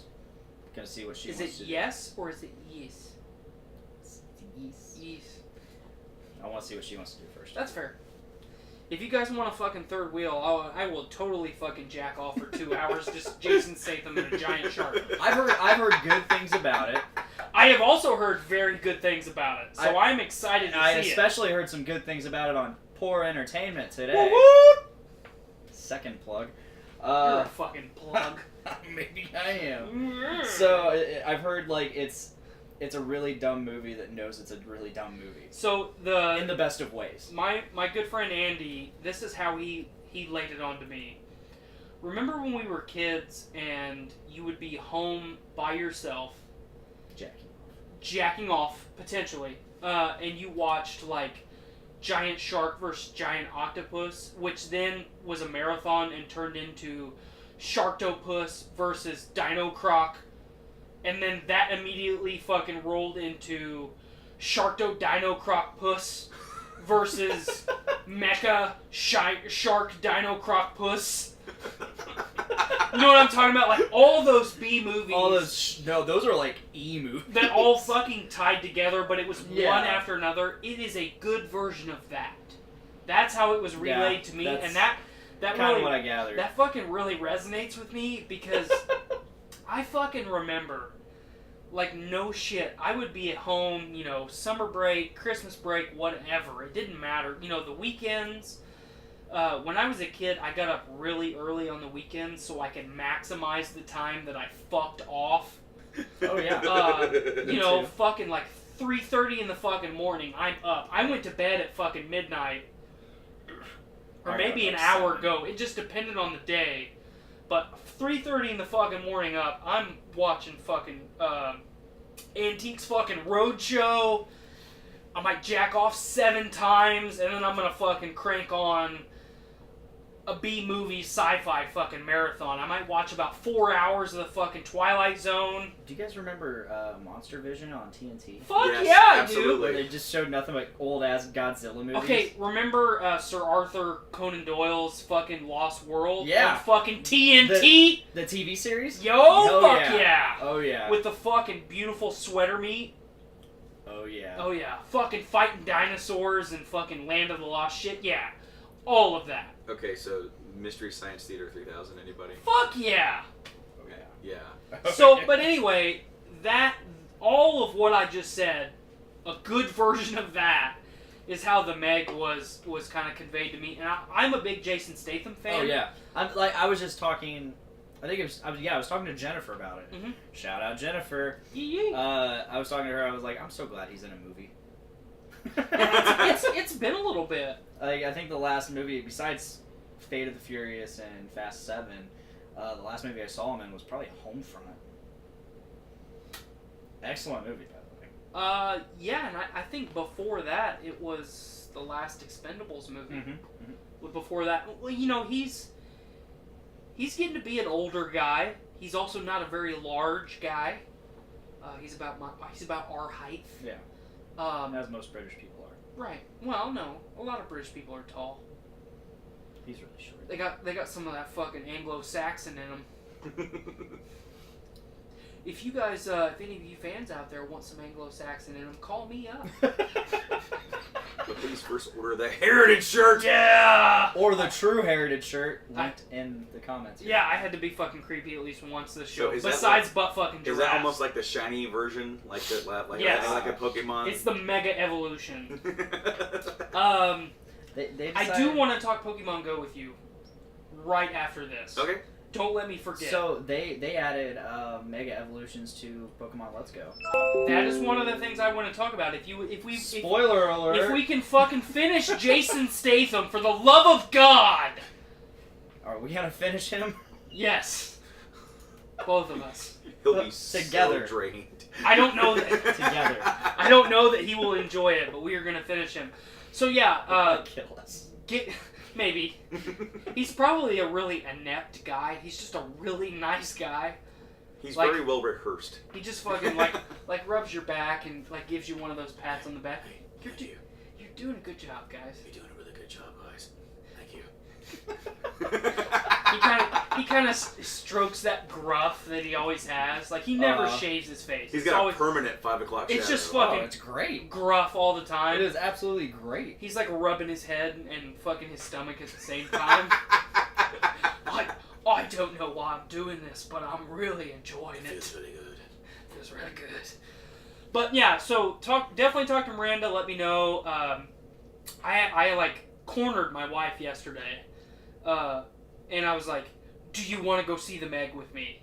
And she's like, "No." and then your dick went. Well, I'm 3/4 chub all the time, so I can be ready for any situation. But it did, and then it went right back to 3/4, just to be safe. But before we get to Pokemon Go, what I've been doing for the last couple weeks, not that anyone really cares, but at least I know 2 people that might slightly care.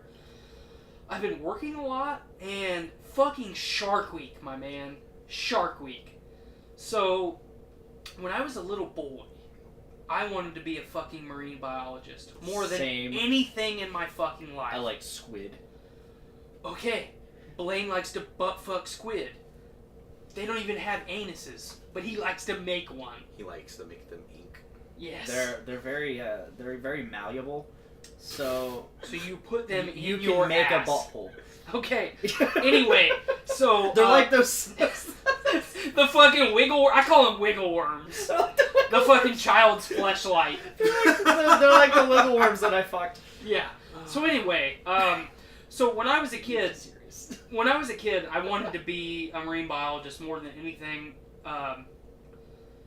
The last decade, I will say, I have really struggled with ways that I can relax and kind of detach from reality. I thought you were gonna say struggle with ways to become a marine biologist. Well, that too, for Just sure. the last couple of years, I've finally really decided like this is a lot harder than I thought. Right.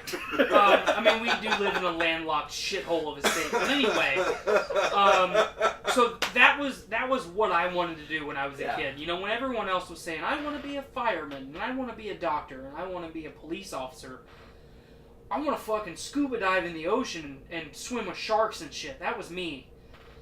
So when I saw Shark Week for the first time, it was like fucking, you know, just brain explosion, just fucking, wow! Fucking, it's the ocean, which I love, and it's sharks, and all kinds of cool shit that I love. So fast forward, 20 years, and I don't get to go to the ocean as much as I want, and I don't get to live by the ocean like I want. I'm looking at you, fucking wife of mine. But, all of those things, so like the guaranteed escape that I have every year is Shark Week. And I'm not at home on fucking summer vacation like I was when I was a kid. So I literally every year record every episode that's airing for that entire week. I might have seen this fucking episode, say, Isle of Jaws. I might have seen Isle of Jaws every year since 2013. Is that the one about the sharks that shoot up through the water? That is one of the ones about the great whites that breach. The term that you're looking for is breach. Words. I'm smart. But I also really love Shark Week, and I'm fully hard right now. But I record every single show during that week. I might have seen that show 10 times, but I'm recording it every year, no matter what. So my DVR went from like 30% to like 98% in a matter of 7 days, because I'm literally recording all the shit. So I have literally the last fucking week just been working episode by episode throughout my entire fucking Shark Week journey. And we went to the Indie Zoo on Sunday. I saw that. That's why I didn't attend your celebration Saturday night, because I had to get up early and drive to the zoo. But good to know now. Yeah, I mean, I told you ahead of time that I probably wasn't gonna make it, and you should just accept at this point that I'm gonna perpetually let you down. And I really don't like you. So, anyway, moving on from that and back to the topic at hand. We went to the zoo. We had a nice, I'm going to say half a day at the zoo. We had a picnic when we got done with the zoo. Ruby had a fucking awesome time. I mean, she fucking made a friend with a stingray, which was really cool. So when you first walk into like the undersea or the fucking ocean portion of the Indie Zoo, they have this giant fucking tank that is nothing but a variation or a species of stingray. Mm-hmm. And there was this one stingray that no matter where I put Ruby on this giant fucking aquarium, it fucking followed my kid. That's awesome. And was like coming up against the glass and like laying on the glass and all kinds of shit. And my kid was just like, this is the coolest fucking thing I've ever seen. And there was I had to explain to the people with me, these are dogfish, not sharks. They're a cousin of the shark. But they have that like touch pool where you can touch the dogfish. There was this one fucking dogfish that was like, would not go around anybody else but us. So my fucking kid had a cow because this fucking shark is like, it's our best friend. We made a best friend with a shark and a stingray in the same day. It's impressive. That's a good day. Right, it's a good day. So me, being the fucking ocean enthusiast that I am, and my love of the ocean, my kid also already has a love for the ocean, and she's never even fucking seen it. So, that was a cool dad moment for me. Oh, of course. That's so neat. I mean, fuck the giraffes. Not literally, No, Branden. no, Not literally. We're not trying to trigger you. But of all the shit that we did at the zoo, we watched the dolphin show, which once you see a dolphin show, You've seen them all. I mean, you've seen a dolphin show. Yeah. And, I recommend anybody that's listening to this podcast watch the documentary Blackfish. Oh, definitely. And then you will kind of rethink the whole SeaWorld. And, dolphins are different for me because dolphins actually serve a purpose. They actually fill a role in the military. And dolphins can actually be service/therapy animals for people with mental health diseases and disabilities. Dolphins can fill a lot of roles. Orcas or killer whales, Free Willy, is not meant to be in a fucking pool. No, not at all. Not So, at all. I have an issue with SeaWorld as far as that goes. But yeah, I mean, once you've seen a dolphin show, you've seen a dolphin show. I mean, it's a fucking aquatic mammal. I mean, it's an aquatic mammal that fucking does flips and shit. As against. You like My Lonely Island reference yeah. there, didn't you? You stopped me dead in my It tracks. wasn't even fucking intentional. It just flowed right out of the old cake hole. Being that I'm very against, having watched Blackfish, and I'm now very against SeaWorld, very against the captivity of orcas. I'm not against SeaWorld. Don't let me, don't mistake me there. I'm against having orcas in captivity. Okay. Well, haven't they started to like... So with some legislation, you cannot, and I don't know it exactly, but you basically can't capture any wild orcas and bring them into captivity. You have to raise them yourself. Okay. So, I mean, that's kind of gray area territory at that point Eventually they because will it's run. still wrong. Yeah, eventually they'll probably end up kind of running out. Yes. If they can keep mating them, that's one thing, but eventually they'll probably be like, we're we'll just kind of stop and let them live for another 30 years. Right. Well, see, I mean, you can form your own opinion, and like we always say on the show, form your own opinion, do your own research, think for yourself. The whole blackfish thing is our opinion. You know, we have a problem with orcas being in captivity. You may not. But as a conservationist, I'm a hunter. My view of what conservation is, protecting the orca population does not have anything to do with putting them in a pool in an amusement park. Right. You know, there are ways to do it, and that is not the way to do it. That is purely for your entertainment. And despite me being it is so a against predatory animal. Oh, definitely. It is not there for your entertainment. I've watched so many documentaries on them fucking things. Like they're you just trivialized the fuck out of our topic here. No, they're so fucking cool. That's not. Well, it's not even okay. So let's break this down a little further. It's not even that they are so cool. They are potentially the second most intelligent animal on this planet. Yes. There is the possibility that they are actually more intelligent than us.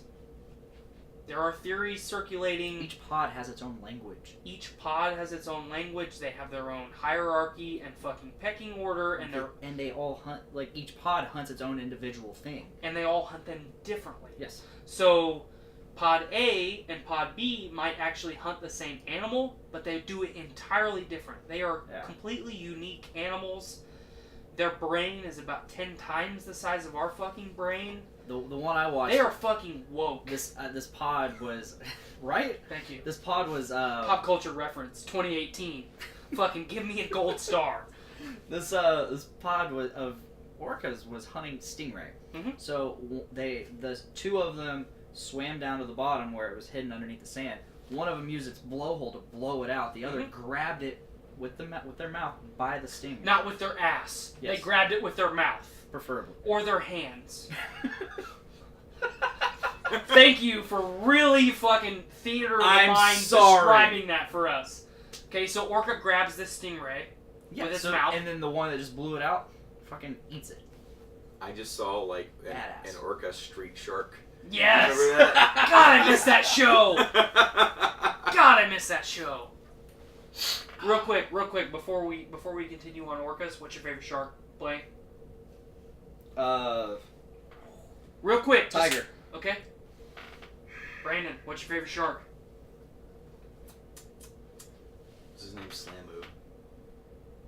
What? Are we going off street sharks or actual sharks? No, I mean actual sharks. Oh!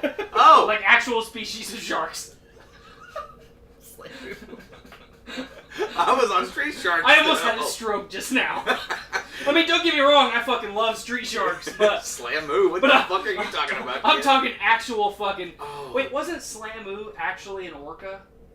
It was the one street shark that was actually a whale and not a shark. That'd be And funny. they never made fun of him for it. They never made fun of him for it. They accepted him no matter what. They never excluded him or anything. Well, while he's looking it up, we're going to talk about street sharks for a second. How great... Okay, so I'm going to a 90s themed trivia night on Thursday. Oh yeah. At a bar that I've never been to, and I didn't even fucking knew existed. And don't ask me what the name is because I don't fucking remember it. It's like fucking theme and something. It's like a fucking lawyer's office name. Like imagine like a fucking law practice. That's what the name of this bar is. It's fucking speakeasy. It's or something? really fucking close to DT Kirby's. Okay. But anyway, it's a 90s themed trivia night, which, you know, you're obviously more than welcome to go. I'm not going to tell you When can't is it? go. Thursday. Okay. But, like, I fucking miss, like I miss a lot of the stuff from the 90s, but I really miss a couple shows. I fucking miss Street Sharks. I fucking miss Biker Mice from Mars. Oh, yes. I don't even know that one. Are you fucking serious? Get out! I don't even know that one. It's badass. I still have the fucking action figures in my toy box. Yeah, I've never even heard Get of mad that. at me. Big Slamu. Oh yeah. And he's an actual shark. Yeah. Not the orca whale. No. I think the orca, one of the orca whale might have actually been one of the villains. Of course he would be. Well, okay, so then they had Extreme Dinosaurs. Yes. Which was like the Yes. that The version. spin-off. Because I had Big Slamoo, which I still have Ooh. at my house, and then I also had the dude on the rollerblades. Is that the Hammerhead? Was that the Hammerhead or the Mako? I don't remember. Because I just ended up seeing like a kind of a group picture. I had an amalgamation of Street Sharks and God, I dinosaurs. fucking miss Street Sharks. But Street Sharks, Biker Mice from Mars, and fucking... what the hell is it called? What was the game show on Nickelodeon? Double Dare? No. Not the slime one either. And the giant temple face. Oh, Legends of the Hidden Temple. Yeah. Yes, I fucking miss that show. With Olmec. Yes, thank you. They ended up making a kind of a shitty movie about that. Oh. But And fucking all that. Of All course. that, You all know, that was great. fucking Keenan Just and recently, it made the rounds on Facebook. The whole Keenan Thompson and Chris Farley segment they did. With fucking ketchup Yeah, and chocolate. Yeah. I shared that thing not long ago because I remember fucking watching Yes, that when same. it aired. Yes. And I saw that and went, I forgot he did that. That was right before he died. Well, you know what this needs? Some more ketchup. Ketchup! And Listen. fucking, it needs chocolate, not ketchup. Well, I'm right there one step ahead of you there, Randu. Bitch, hit me up, ketchup boy. Ketchup boy! Well, doesn't everybody have a ketchup boy? And he's fucking flinging that ketchup around. He's got that chef's hat on. And you know what? I actually kind of felt sad when I watched. I remember watching that live when it aired for the first time. Are you about to pull it up because Yeah. you've never seen this? No, I've seen it. I just want to watch it. That's fair. It'll make me sad again. Dude, what? But so you and I have had the conversation in the past that if you could imagine Chris Farley living out the rest of his natural life, how funny that fucking guy would have been, how many things Chris Farley would have been involved in. You know, I would imagine it's the same way for the generation before us and Jim Belushi. Yes. You know, imagine all the things that Belushi would have been involved in. In my opinion, Chris Farley is the funniest man to ever fucking grace a comedy stage. That guy was the fucking guy. Excuse me? And when I was watching that, at first I was really happy and I was really excited because I remember fucking watching that. And then being an adult now and being a parent and fucking being self-aware and all this, especially with all my mental health issues that I've had in the past, I really started to fucking overanalyze Chris Farley in that segment. And I don't know if it's just me and my fucking consciousness like manifesting it or if I can legitimately see it, but I can see as that guy is doing that how much pain that guy is in. So it was a really bittersweet moment for me watching this again. Imagine, okay, so Keenan, he's like a teenager, you know, and think of all the things he's gone on to do, Right? And all the greatness and Saturday Night Live and all that kind of stuff that he's done, and he got to have this moment with him, Right. with just him and the Ketchup Boy. But I mean, Yeah, we can't forget Ketchup Boy. that is something that he has got to look back on and go, wow. It's on the orange cap.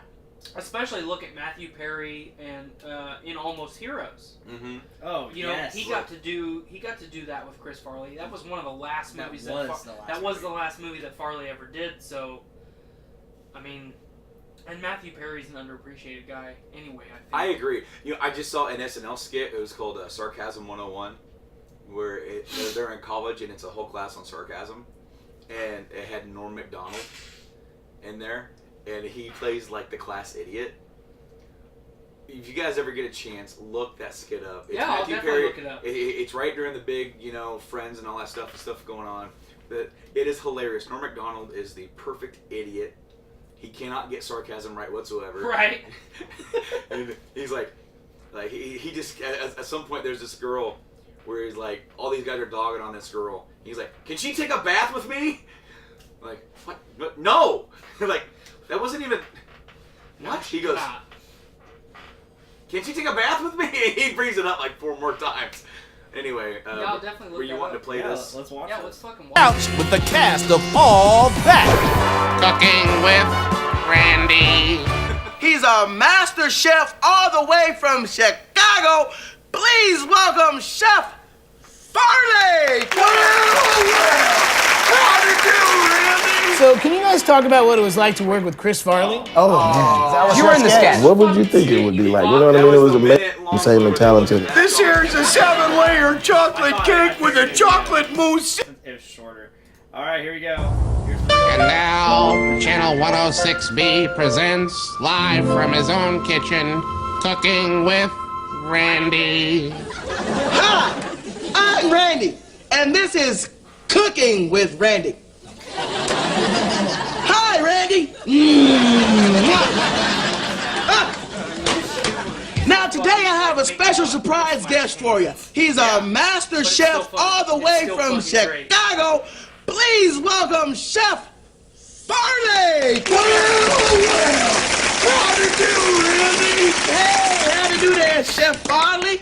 All right, now I understand you prepared some of your special dishes for us. That's right, Randy. Now, a little birdie told me that you have a special kind of hankering for chocolate. Well, yes. You might say that I enjoy chocolate. Well, then feast your eyes on this little baby right here. How do you like this one, Randy? Be still my chocolate heart. This here's a 7-layer chocolate cake with a chocolate mousse center covered in chocolate icing. It is lovely, Chef Farley. You know, the only thing I might add would be just a little bit more. I know. Ketchup. You read my mind. Ketchup boy. Ketchup, ain't come on in here. This here's Ketchup boy. How you doing, Ketchup boy? Just fine. You got your own Ketchup boy? Doesn't everybody? Now stand back, Rando, because this can get a little ugly. You gotta do it just right. What are you doing? All in the wrist. What goes on? What is you doing? Many times I'll even take a little bit more.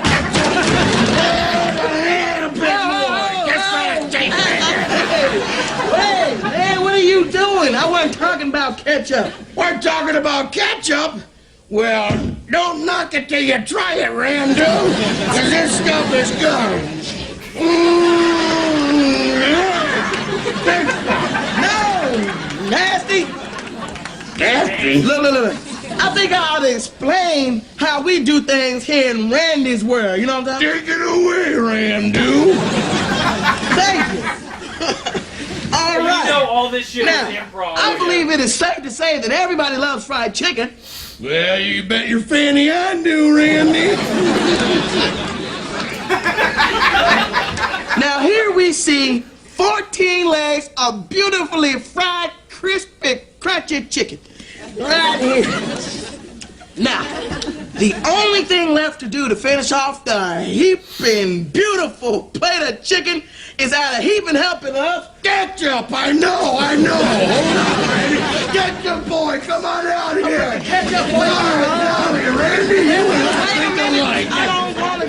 Many times I like the ketchup.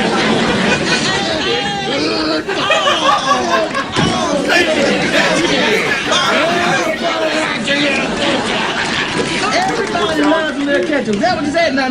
Everybody loves ketchup. Everybody loves a little chocolate.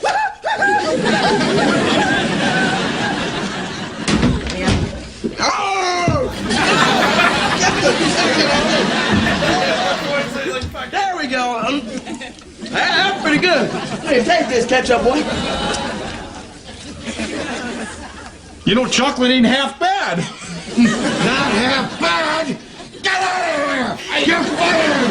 You're never gonna serve ketchup again! Get out of here! You see?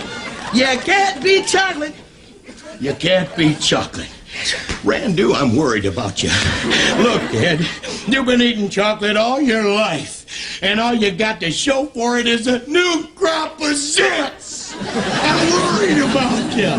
Pretty soon you're gonna wake up Sunday morning after stealing Grandma's Frango mints out of her candy dish. You're gonna end up in rehab like a alcoholic. Are you on some kind of medication? Maybe, Randall, but stand back. Because you better come over to the side of ketchup. I will never forsake chocolate. Ketchup! Chocolate! Ketchup! Chocolate! Ketchup! Chocolate! Ketchup! Chocolate!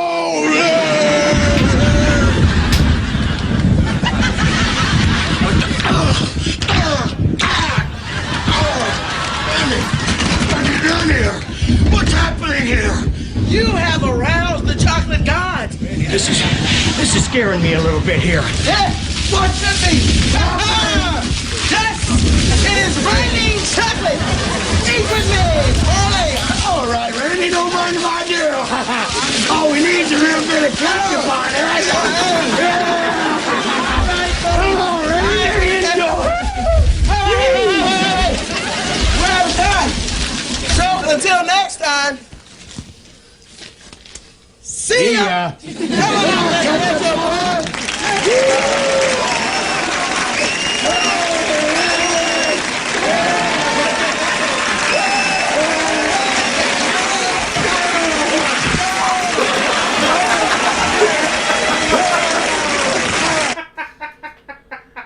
That was great. Oh, it's also so sad. It's so classic, though. I miss that guy. Me too. That guy fucking made my childhood a bright and happy place. Honestly, yeah. I mean, Almost Heroes. Fucking love Well, that. you know, Beverly Hills Ninja. I love that movie. yeah, Tommy Boy. Tommy Boy. Fucking come on, Black I- Sheep. Black Sheep was okay. Tommy Boy. You take that back, you son of a bitch. I only say that because I haven't seen it as much as the others. The bus driver. The bus driver and Billy Fucking Madison. Yes. Billy Madison. Fucking Wayne's World 2. Thank you. Yes. Coneheads. Thank you. Coneheads. But yes. I love the role as the bus driver when he ends up at the inn with the penguin. Mm-hmm. Who would steal 37 boxed lunches? He's just fucking Him, giggling. Norm Macdonald. I Yeah. can't remember the other guy, but like He used to be on the Man Show. yeah. But dude, no, seriously, like he could just he put a lot of himself in everything he did, and one of the things I heard There's is a lot of physicality to Yes. his fucking performance. I've heard that he wanted to kind of try something dramatic, and they told him he'd have to stop drinking, which may be why he kind of picked up some more drug use and could have led to his early death. Right. Yeah, in my opinion, Chris Farley was and is and always will be the greatest comedian to ever live. The way that it kind of makes sense in my head, I also include Robin Williams in that, especially because their careers were so similar. Mm-hmm. Yes. You know, they were very successful comedians, and then they got into film, and that propelled their comedy success that much more, and yada yada, and they eventually give up stand-up to focus on film 100%. And, you know, I urge anybody that loves stand-up and any good stand-up to watch Chris Farley stand-up, to watch I didn't even know Chris Farley had stand-up. Yeah, he had stand-up. Okay. You have to look for it, but it's fucking good. Okay. Robin Williams stand-up is I have seen that. fantastic. Both of those guys are big on really good improv too. Mhm. I mean, And then yeah, I can see going a step further than that, Eddie Murphy. yes. Oh, Eddie yeah, Raw. Murphy's stand-up is fucking fantastic. Raw? Hell yeah. Yes. Looking at Eddie Murphy and his cinematic career, you know, shit like fucking Dr. Dolittle and The first two. right. What was the fucking the movie where he was fat? Oh, Nutty Professor. Nutty Professor. Thank you. You look at that and it's like, this guy's not going to say anything lewd. You know, he might make some fart jokes. Yeah, he has like one of the most fucking lewd. And then you watch And his stand-up, and it's like, crazy. Mhm. fucking what? Him and Martin Lawrence are Yes, very dirty. Martin Lawrence, also a great comedian. Richard Pryor. was Richard always Pryor. one of my You know, favorites. Richard Pryor is the standard. Yes. Like, I've always looked at like two of my favorite stand-ups were Richard Pryor and George Carlin. What was the excuse me, the Willy Wonka guy. What was his fucking name? Was it Gene? Gene Wilder. Gene Wilder, thank you. Oh, I thought you were saying a guy. He had a stand-up too? Oh, Holy fuck shit. yeah. His I know, I thought stand-up you were was saying great. someone that looked like the Willy Wonka. No. So, and as soon as you Gene started- Wilder had some stand-up too. You also have to look for that one, Oh, that would but be when you great. find it, it's But then the fucking movies good. that I would love to see him and that. Pryor did together. Oh, See hell No Evil. yeah. Oh, yeah. What, is that what it's called? Hear No Evil, See No Evil? Yes. But the reason I brought Eddie Murphy up is because, you know, his brother Charlie Murphy died a couple years ago. His stand-up is also fucking fantastic. Yes. And, you know, a lot of people, especially people our age, only know Charlie Murphy from The Chappelle Show. Well, he was a pretty successful guy, and he's a really fucking funny comedian. So, if you want some good stand-up, look for Charlie Murphy stuff, too. And then, obviously, people like Chappelle. You gotta throw Chappelle out there. Chris Titus's, Yes? I'm sorry, can't fucking talk. Titus's stand-up in the late 90s is fucking I fantastic. like his most recent one too. I haven't watched his most recent one, but I remember watching his stuff in the late 90s. I used to watch the fucking Titus show. Mm-hmm. You know, he was a funny fucking guy. I just had his name and I can't remember it. The guy from fucking Rescue Me. Oh, Dennis Leary. Dennis Leary, thank you. Oh, his fucking is good, too. great stand-up comedian. And the cool thing about like him and Chris Titus, they're just regular fucking guys. They're just regular fucking guys. And they're just saying the things that are on every guy's fucking mind. Mm-hmm. And that's what's so great, because you connect with that shit. Yeah. Because it's so goddamn real. I'm glad to see that Titus is still being successful. Yeah. You know, Dennis Leary has been successful enough that he doesn't really have to try at this point. He's made enough money. Sure. Titus has not made as much money as Dennis Leary. I can't possibly fathom that they are on equal footing as far as monetary gain. Mm-hmm. But Titus has always been a fucking funny dude. Always. I used to watch that fucking show religiously. Yeah, same. I loved the Titus show. Long time. Word. So we were going to talk about Pokemon Go? Yeah, so I didn't want to dive down the Game Addicts rabbit hole too deep, because I didn't want to force you into doing a Game Addicts podcast when you're not doing Game Addicts podcasts. But how do you feel about Pokemon adding the fucking evolution shit? The Mega Evolution shit. To the OG game. Yeah. The OG story. Thank you. I'm open. To Pikachu and Eevee. I'm just going to call it that. Yeah. Pokemon Pikachu and Eevee, because it's easier and it's less words. I'm open. I'm definitely open. It's obviously going to be a different kind of game anyway. Mm-hmm. It's going to be sort of a Pokemon Go reimagining of Red and Blue, or Green if you're in Japan. One question I have is, how much do you think the multiplayer aspect, and I hate to label it this way, but how much do you think the multiplayer is going to be shoved down your throat? I don't know. What little I've seen of the game, it's very much a single player experience. I enjoyed everything that I saw from the E3 floor presentation, or like, because you had the direct, and then you actually had like the next day where you actually saw some Nintendo live streaming stuff where they showcased the gameplay. And they're walking through Viridian Forest, and you catch Pokemon like you do in Pokemon Go. Right. And then you battle like you do in old school games. That was one thing that I was like disappointed with the mobile version, is that you just tapped. I didn't like that. I wanted to, like, we're gonna stand here and we're gonna rock paper scissors this shit until we win. And we're gonna fucking hear some battle music. Yeah.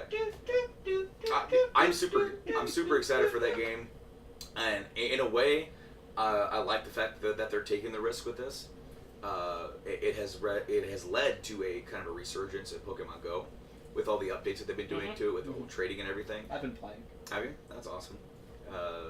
I haven't picked it back up, but I have also not picked it back up just because I don't have the time. Same. You know, we've talked in length on many a podcast about when Pokemon Go fucking took the nation by storm. What we were doing at fucking 2 o'clock in the morning, we were on campus and we were at fucking businesses and we were I trying. wish I would have known you then. We were trying to take over gyms and doing all kinds of stuff. You know. Team Valor. I don't fucking. Instinct. Is that the yellow one? Team Instinct. Fucking Zapdos. biggest bird cock. But I always liked when they did like that, like the house valor, house instinct from like Game of Thrones and shit. right. Yeah. But I mean, I would love to have the experience that I had when it first launched again. You know, Clint and his wife and Skylar and I were going out every fucking night of the week. We were hitting campus. You know, we were fucking taking over gyms and holding gyms for hours and all kinds of shit. I just don't have the time. It's definitely right now. picked back up again, and that's awesome to see. And I felt like it was a great social experiment. It was. Oh, it definitely was, because you would see hundreds of people out on and campus. you all connected over like over a game. Over something that actually doesn't exist. Yes, exactly. One of the times that Nick Torres and I went to campus, we were just running around. It was like 2 o'clock in the morning, and out of nowhere we see a guy walk around a corner, and following behind him is a posse of just like fucking frat boys. Oh yeah. And we're like, are you guys all playing? And they're like, no, he is, and we're cheering him on. Hell yeah. Yeah.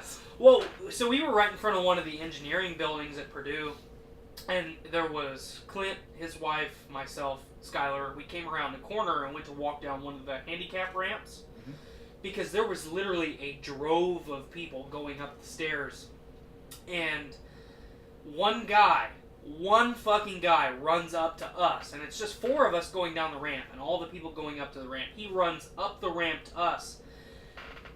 And at first I thought this guy was fucking cracked out. But he runs up to us and he goes, "There's a fucking Porygon right around the corner." And then just fucking runs off into the night. And all of Clint and I especially looked at each other and we're like, we have to go get this fucking Porygon. But the look on my wife and Clint's wife's face, they didn't play Pokemon as children or as teenagers, and they looked at each other and we have to fucking go catch this. And then we run off into the night to catch the Porygon, and Clint's wife was the only one that ended up catching it. But I had a similar experience. They live in Crawfordsville, so we were walking around Wabash College's campus. Oh yeah. I was the only one to catch a Lickitung. And I was like, I caught one of my favorite Pokemon. Rachel. I caught a Lickitung, and you didn't. Rachel Oh. caught a Dratini. She was in Chicago and she caught a Dratini and she snapped. What a fucking noob! She screenshotted it to me. I'm like, I don't know I remember that. catching a Scyther. Oh yeah. Yeah. I caught a Scyther in my bed. Hell I yeah. hatched a Scyther. You are a Scyther, you fuck. Cool. Actually, I'm not going to give you that because I'm I like extremely weak to Scyther. fire. Wow. No, but the reason I brought this up is, one, I wanted to ask you how you felt about the evolutions, and then I have 2 more questions. One, are you going to buy the Pokeball controller? I personally, I'm going to get my Switch probably this holiday season. We're actually going on vacation for the week of Thanksgiving, so I'm not going to Black Friday shop this year. But I'm going to try and get my Switch around that time. Maybe, like a Black Friday online sale, or maybe Cyber Monday. But I personally really want to get the Pokeball controller. Not because I want to use it, because I really want to use the Switch and the Switch Pro controller. I don't necessarily want to use a fucking Pokeball. But as I continue to build my nerd room, I have a fucking controller that's a Pokeball. Yeah. You know what I mean? Absolutely. I see. Would I be willing to buy it? I don't know. I would love to try it, and I'm open to that. But I mean, it just depends on how much more it is. My second question is, and Blaine and I have pretty much already hashed this out already. Which edition are you buying? Are you going with Pikachu? Or are you going with the fucking Elemental Fox? Can you evolve Eevee? I believe so. Okay, so this is what kind of confuses me. Now that Mega Evolutions are involved, are they going to have the other Eevee Evolutions? No. Probably not. It's going to be 151. The other Eevee Evolutions. Then I'm kind of on the fence about it. Have been confirmed they're not going to happen. Then I'm kind of on the fence about Eevee. I will make this deal with you right now. I will concede and let you get the Pikachu as long as I can evolve Eevee. into fucking Jolteon. See, I'm okay with that because if I can't have Umbreon, I don't. But if I can't have that, I still maintain my control over Pikachu. If you fucking buy the Pikachu edition, I'll take mine back. So I have such power over him. You don't have power over me. I cannot have the same thing that everybody else has. That's power. That's not power. It's weakness. That is me taking advantage of your fucking condition. I did have yellow growing up. Me too. That was my first game. It wasn't my first game, but it was my favorite. Part of me game. wants to just get that because it's sort of a reimagining. Because they have James and Jesse in it as well from the anime. So part of me wants to get it just for the old time's sake and to have Pikachu on your shoulder. I like Eevee. But who's to say that you can't just capture a Pikachu and then have a Pikachu on your shoulder? You know what I mean? You can capture Pikachu, I do believe, because they did show him in Viridian Forest right where he is in the actual red and blue. Nice. Which I thought is awesome. That one little small strip where you can find one. So a fun fact, I don't know if most people know this, but I saw an article about this right around the time that Let's Go was announced. Mm-hmm. Pikachu was actually supposed to be one of the 3 rarest Pokemon in the game, other than the legendary birds. Mm-hmm. And with the anime and everything else that was going on with the merchandise and how much Pokemon blew up, they actually fucking basically did a game update and added more Pikachus in fucking Viridian Forest because people were complaining that they couldn't fucking catch Pikachu. And was that before it came over to the West? Yes. Okay. And then there's the episode of the anime where there's just like 100 Pikachus in one fucking pack. Right. There was a Pikachu pack. Yeah. All but fucking each other. So, I'll do a quick plug for my show for Game Matters Podcast. Yeah, you're good, dude. We're plug doing away. episode 100 in 10 weeks. Nice. So a big moment. We have some pretty cool stuff planned, and it is finally coming to fruition for complete live streaming every episode. Cool. That will be happening probably at 100. We're also having the greatest controller of all time bracket. Voting, first round voting is now closed as you're hearing this. Live, it's still up on the Game Matters Podcast page on Facebook and on our Twitter. Go vote wherever you want. But round 1 is still up live. If you're hearing this post, round 2 will be starting soon. So basically we took some of our favorites and most innovative controllers with a few extra thrown in, and we're just doing a vote. We're going to do a vote. I voted. Did you vote? I sure did. Absolutely. You're damn right you did, because you're my sub. No, I voted because that's my right. I think he saw it before you did. You don't know that.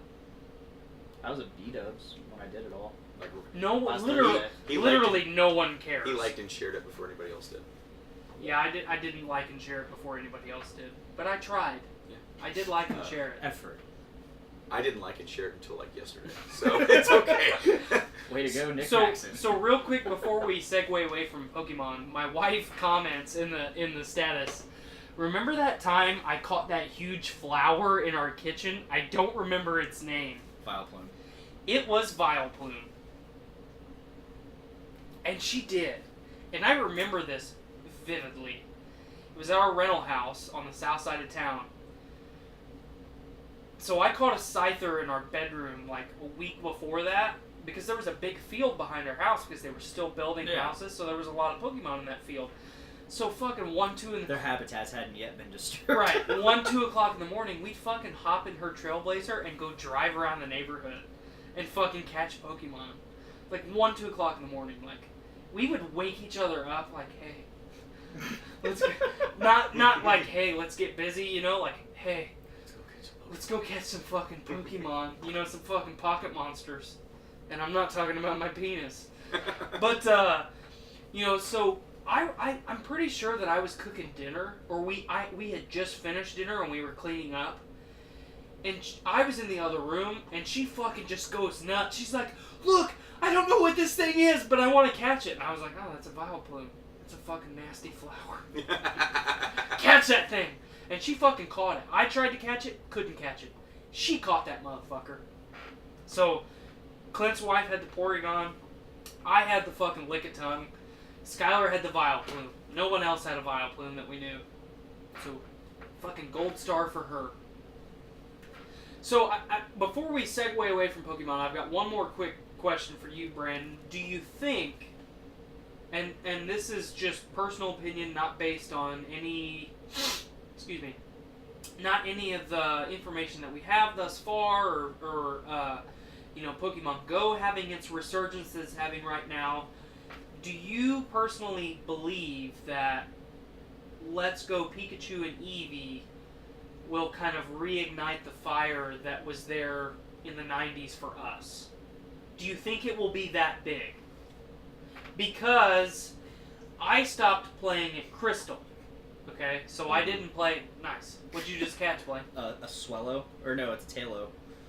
You don't know it. You didn't get. I don't even know what the fuck that is. You didn't get to Gen 3. No, I stopped at Crystal. I literally just said that. Thank you. I'm talking like a robot. But so I stopped at Crystal. In my opinion, Yellow and Crystal are the greatest in the franchises because you have Yellow with its nostalgia, Pikachu following you around everywhere, blah, blah, blah, blah, blah. And then you have Crystal, which encompasses everything before it, all of Gold and Silver, and then it had a pretty interesting story on top of that. The new legendary monsters, whatever. However you want to say that it's awesome. I think Crystal is awesome. I stopped playing after that because I stopped at the regular Game Boy Color. I didn't go any farther than that. But I know how important Pokemon, the card game, the video game, fucking the Nintendo 64, how important Pokemon was to me when I was a kid and a teenager. Do you think Let's Go is going to be enough to reignite that everywhere? Because I think it definitely will in Japan. I don't necessarily know that it will here, but I'm interested to see what you think. Well, they're redoing the Mewtwo movie, the original Pokemon the movie. Oh, they are? I can't wait for that. That's fucking awesome. I don't think it's going to be here. I think it's gonna be a swell, and from now until then, we're gonna see some. We've seen some resurgence with the mobile game with Pokemon Go. Let's Go is going to encompass that. I think it's going to be a big success, and then a year later, we're going to get the actual next generation of Pokemon game, which is awesome. Take your time, make that. Do you think that will be a handheld specific title, or do you think that will be 3DS and Nintendo Switch together? I think it's going to be Switch. Okay. Just Switch. I think. You think they will finally be ready to move on from the 3DS? I hope they do that.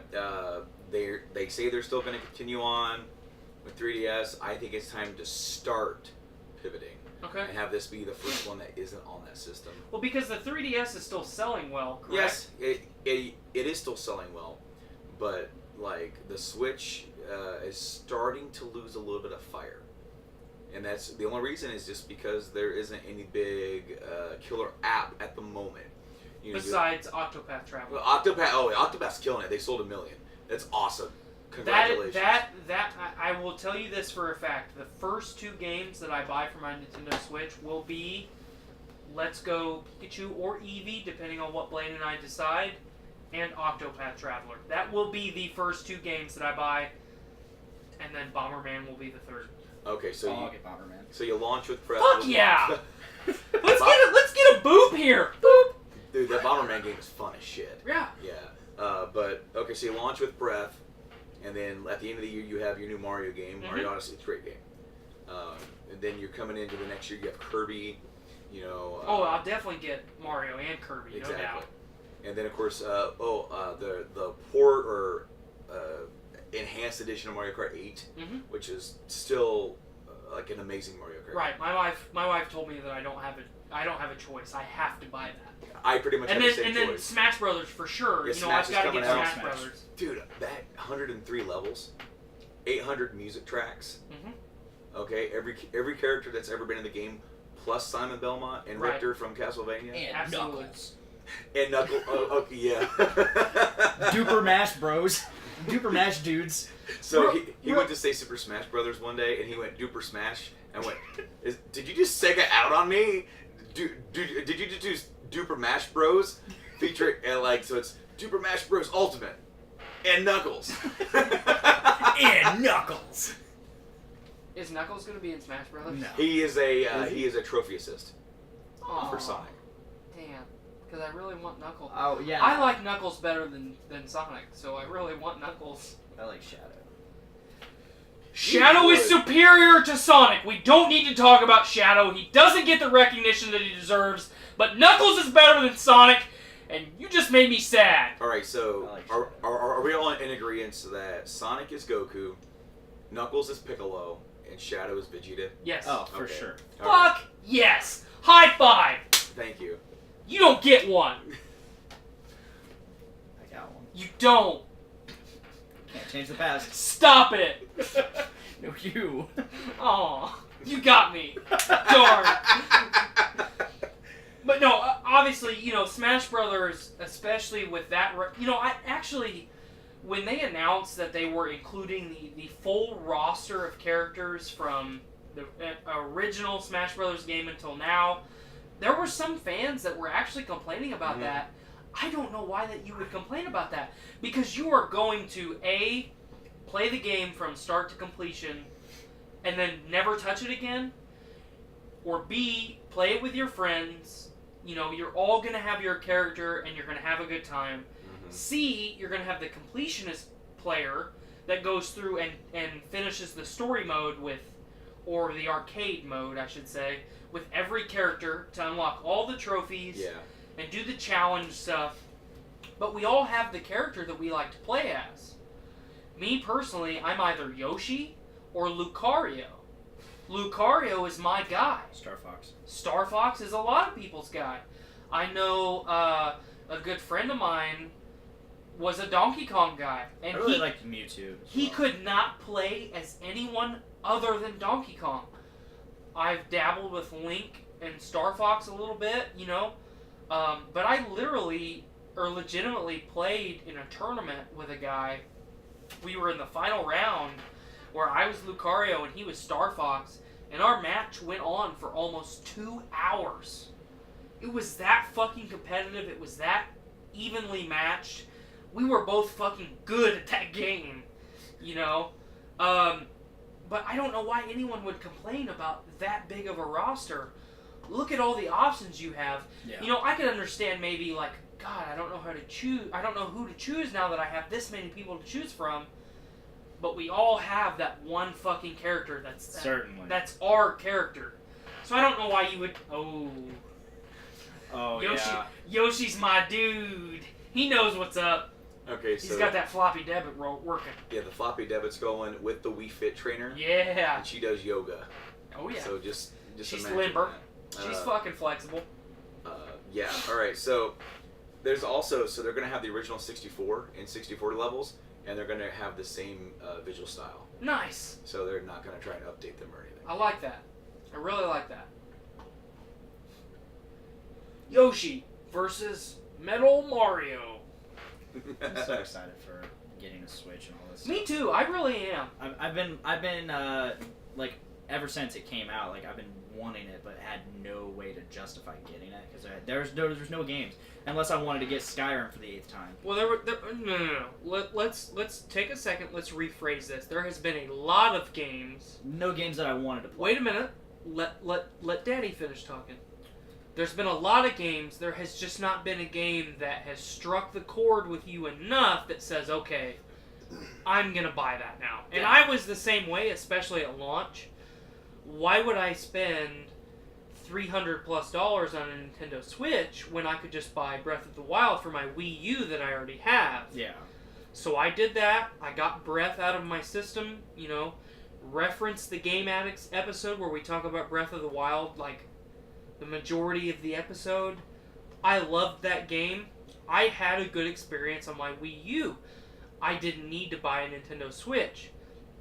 When the Switch first launched, I saw Bomberman, and it was instant nostalgia to the Bomberman 64 days for me. I loved that game. Did you ever cause an avalanche? Oh, fuck yeah. All the avalanches. So when I saw Bomberman, it was like, okay, I really want to get one of these now, but I also can't justify spending $300 on one, plus the game, plus the expandable memory, on and on and on. I kept talking myself out of it. Let me ask you this. Are you going to get Monster Hunter? Probably.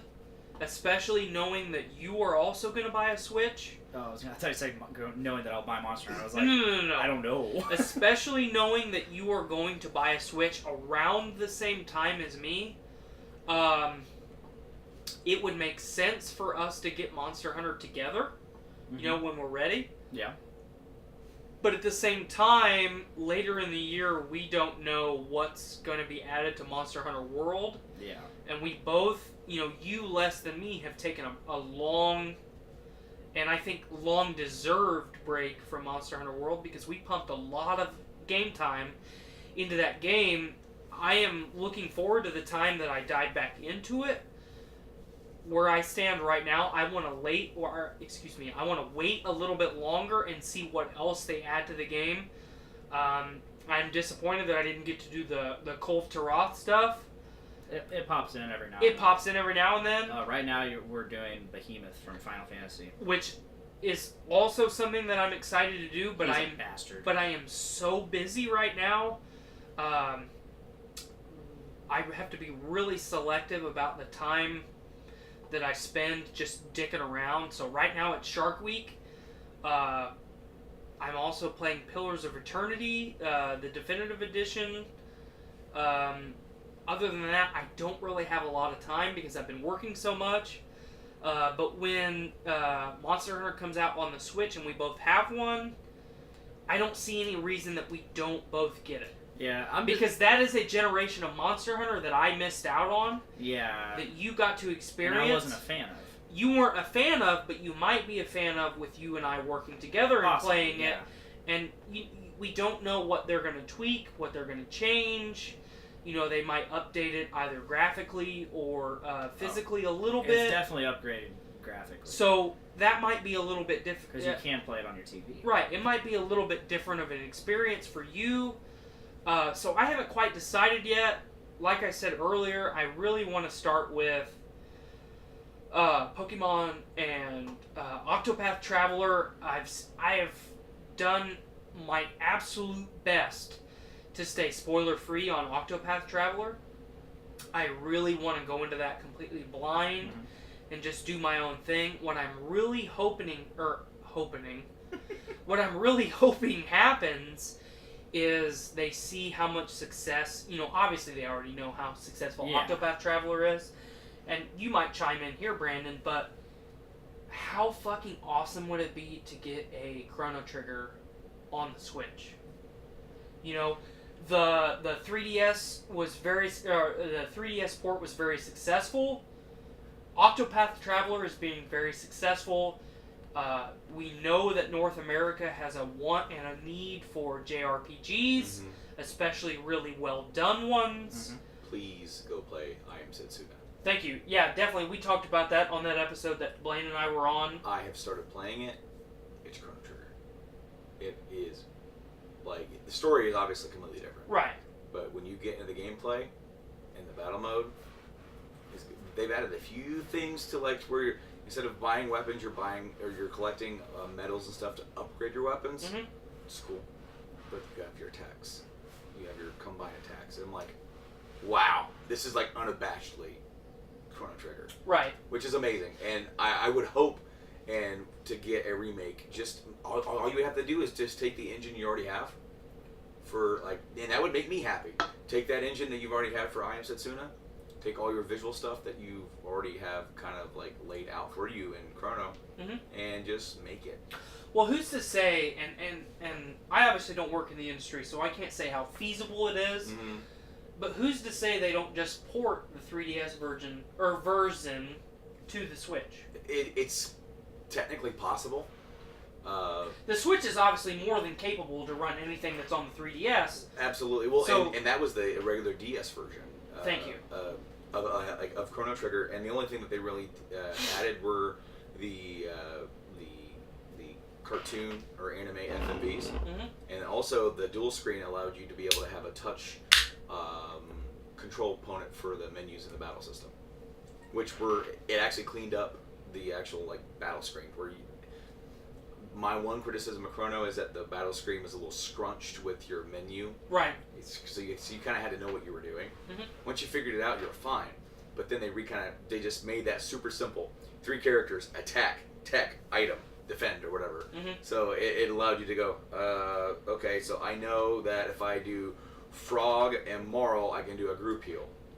You know, so you go into tech for either moral or frog, select that, and then you know, or you do cross slash with Chrono and Frog. Frog's my dude. Right. I love Frog. You gotta love Frog. Such a great story. But that's, you know, I obviously played Chrono Trigger on the PlayStation. You know, I have that nostalgia. It's one of the greatest RPGs of all time.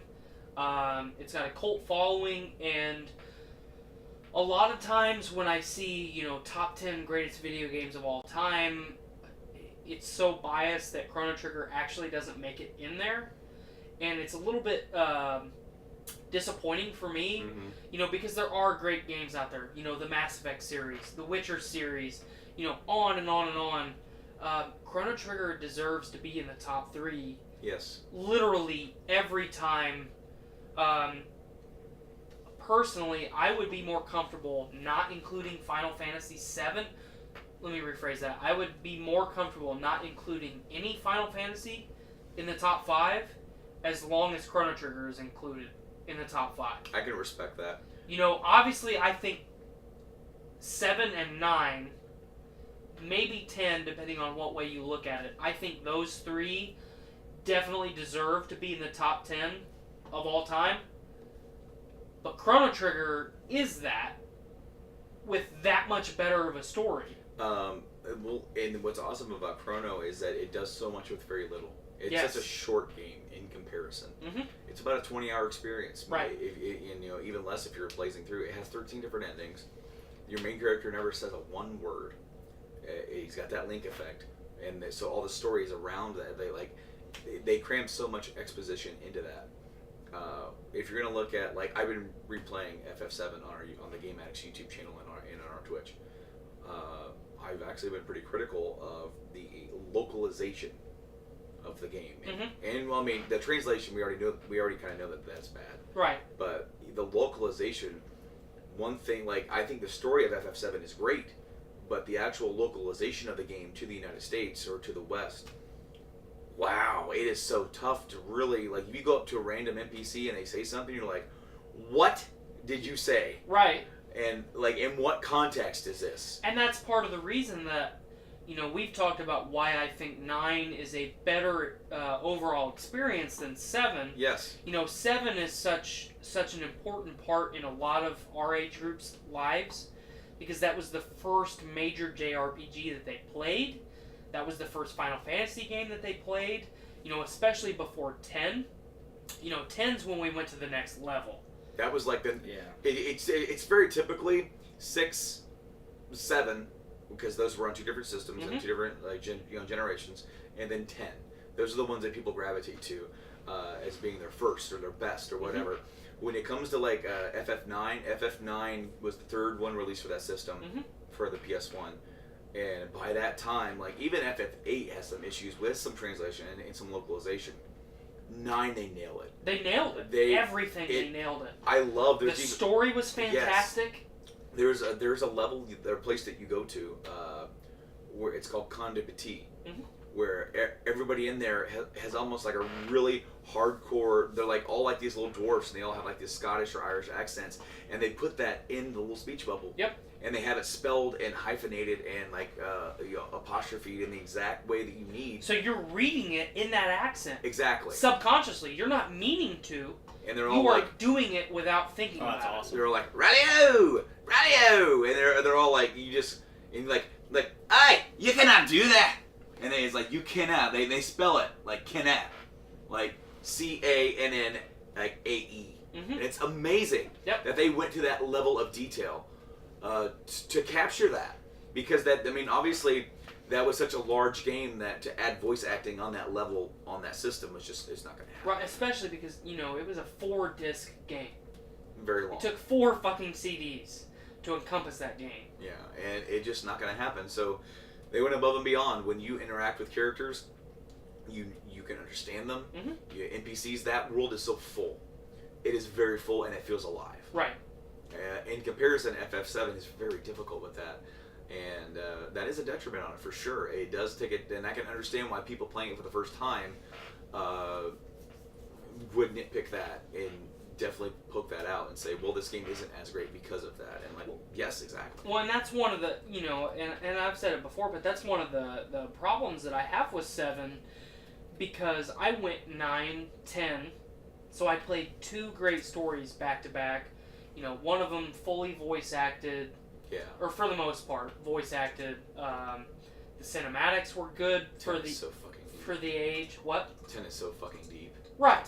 Like, it's so many different stories happening at the same time. I explained that story. It carries the theme of 9 a little bit forward. I explained the all of 10 to a coworker one night.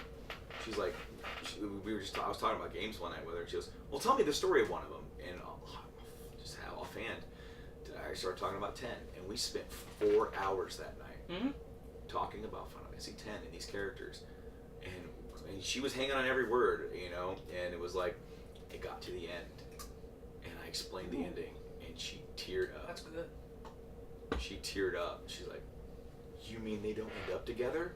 I said, "He doesn't exist anymore." Yeah, he was just a ghost the whole time. And she's like, "I'm like, no, everything. It was like the whole, like, Yevon was a veil to pull over the people's eyes." And just, it blew her mind. And she goes, "That's a video game?" I said, "Yeah."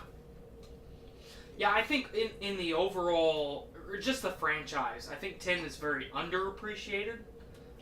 Sure. Because it gets overshadowed by 7.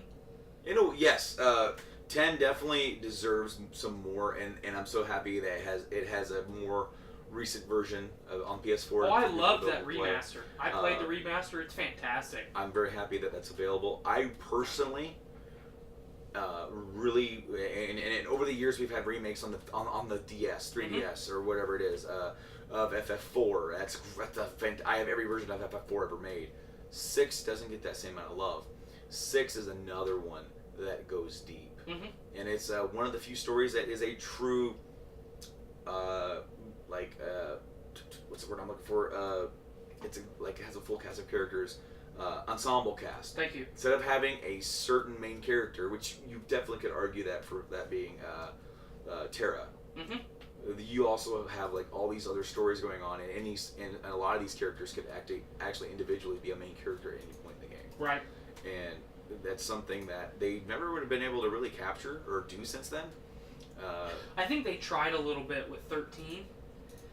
Lightning was the forefront, but every character had a major role to play in the story. Sure, yeah. As garbage as those games were, in my opinion, it wasn't the same as 6. No, 6 is something that, by the time you get to the ending of that, wow. I mean, just the world of ruin. Basically, Blaine, I know you don't know anything about this. Hey, Blaine, welcome to the show. Blaine, you had a stroke about 4 hours ago. We've been talking about Final Fantasy this whole time. In FF6. I would believe that. I grew a mullet. In FF6, the main characters lose, and the world gets destroyed. Yep, they fucking lose. And which is hard to swallow the first time around. And so, you live now in the world of ruin. Basically, the planet's going to just die, and you gather up everybody. You have to go find everybody, and you go, "You know what? We may have lost. We ain't gonna let this stand.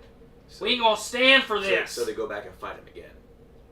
We gonna fuck you up. It's like, you know what? You may have, we might not be able to reverse this at all, but we are not gonna lay down. And you have to go back and fight him one more time. Yeah, 6 is definitely. I totally agree with you. 6 is definitely underappreciated. I wish it would have got a DS remake.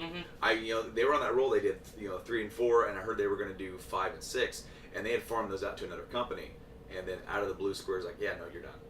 And I'm like, 4 was amazing. You actually took that a 16-bit game and you added voices, you added more characterization, you added more thought. Like whenever you would have you could kind of switch players or characters, to where whoever was like on the field, right? Mm-hmm. And if you open up your menu, you got a thought bubble of that character, adding more exposition to what they were thinking. Right. They added more to the game than what was in the original Super Nintendo, and that's awesome.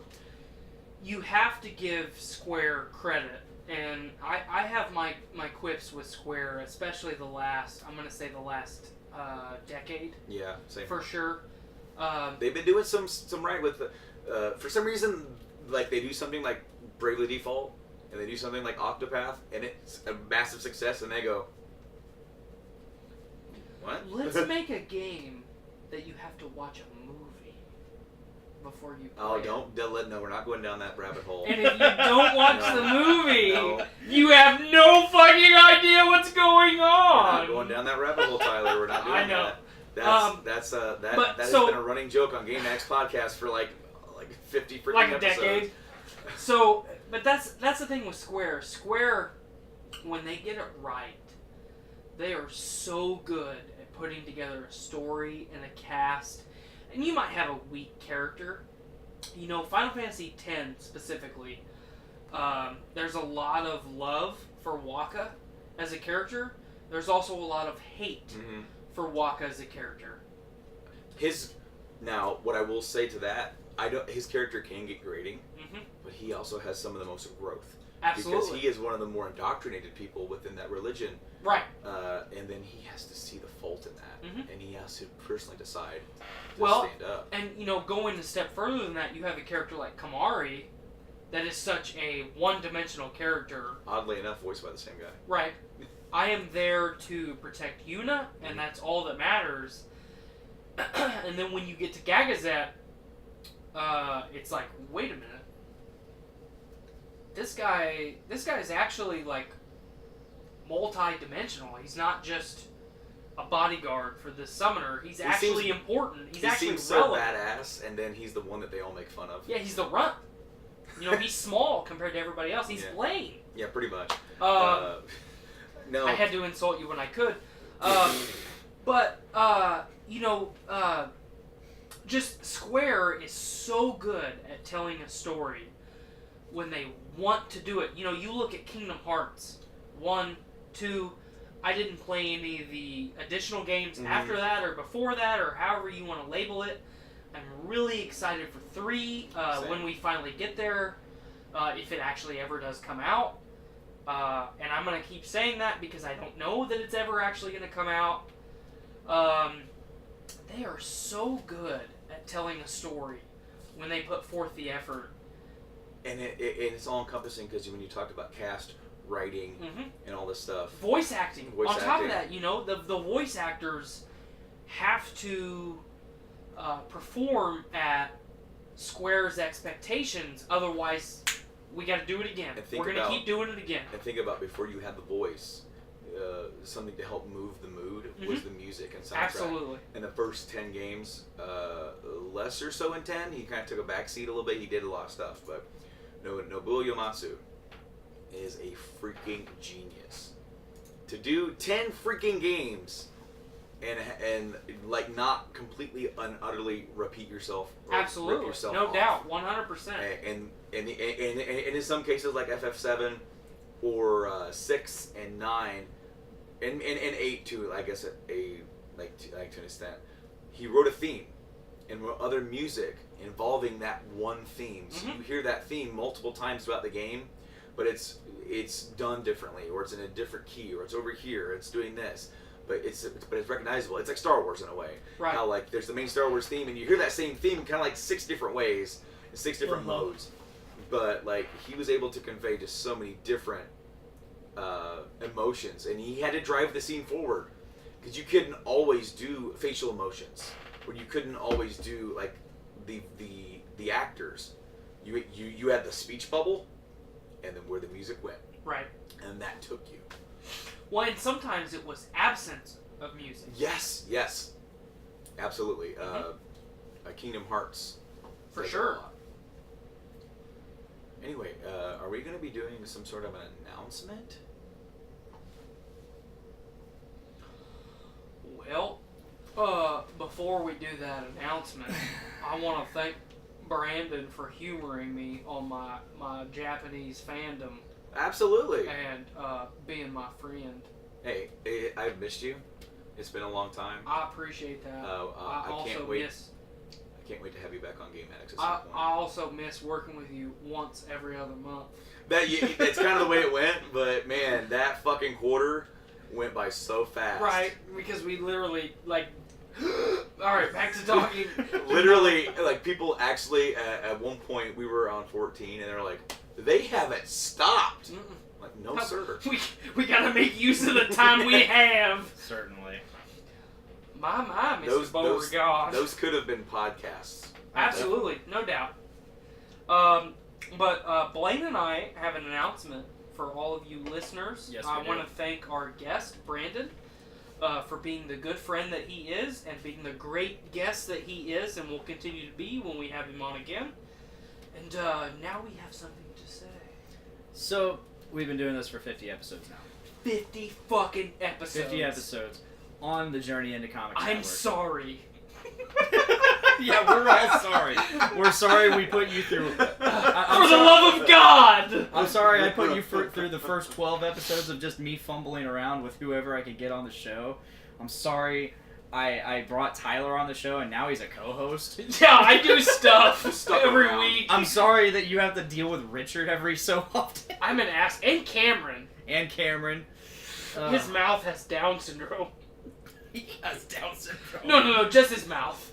Oh yeah, that's right. He is autistic. His mouth hasn't. Yeah. Okay. Yeah. So you're with me. You're with picking up what I'm putting down. With that being said, we no longer want to litter the Journey into Comics Network feed with our trash, our miasma of fucking garbage and filth. Not that we want to leave the network. We are still going to be a part of the network. But that being said, Baby Bird is flying the coop. Yes, we are getting our own feed where you can subscribe directly to us and get only Podcastrophe content. Just us. Mostly me, but just us. I mean, am I wrong? I mean, come on. Yes, let's talk about it. We're going to be doing a bunch of extra things. You're going to be doing a bunch of extra things. Don't speak for my personal life. Okay, I'm going to be doing a bunch of extra things. Yeah. When we go to concerts, or I go to concerts, or you go to concerts, we're going to review them. We go to concerts together, so we're going to review them together. I'm going to be doing gear reviews. You're going to do gear reviews. I might, if I'm ever just, hanging out with a dude. Jacking off. I'm gonna be like, hey, why don't we podcast this? While we jack off!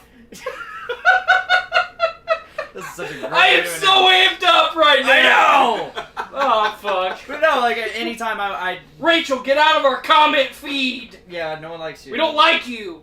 Especially not us. But yeah, so we're getting our own feed. You can subscribe directly to us and get only us. That being said, don't leave the Journey into Comics Network. Or yeah, they do a lot of cool stuff. They do so much stuff, and and don't forget about the Game Addicts podcast either, because they do a lot of cool stuff too. I like those guys. We're sitting with one of them right now, and he's a cool guy. Yeah, us leaving the network he's a pretty feed, cool guy. There's gonna be a slot opening up on Thursday. We don't know what's gonna be there. But, we don't know. But there might be nothing. Doubtful. Knowing Nate, doubtful. Stop! Nate's gonna be like, gotta fill it! There needs to be a show here! Do Christian Bale Batman voice. God. Do it. You do it, you pussy. Do it. I'm trying to think of how it goes. Either fucking nut up or shut up. I'm trying to think of how to say it. Do it. There's gotta be more shows. There has to be a show. There has to be a show on Thursday. I about said on Batman. Hold on. Boop in the Christian Bale Batman voice. Ready? Boop. Oh, we fucking adopted the boop. I was born in it, molded by it. Yeah, Rachel, fuck off. Yeah, I'm so excited to move to our own feed, And the wait a minute. Let's rephrase that. You are not excited to move to your own feed because that insinuates that we want to eventually detach ourselves from the Journey into Comics Network. Not at all. Like a small fucking bead of a living organism of coral to where we eventually go and start our own choral. Thank you.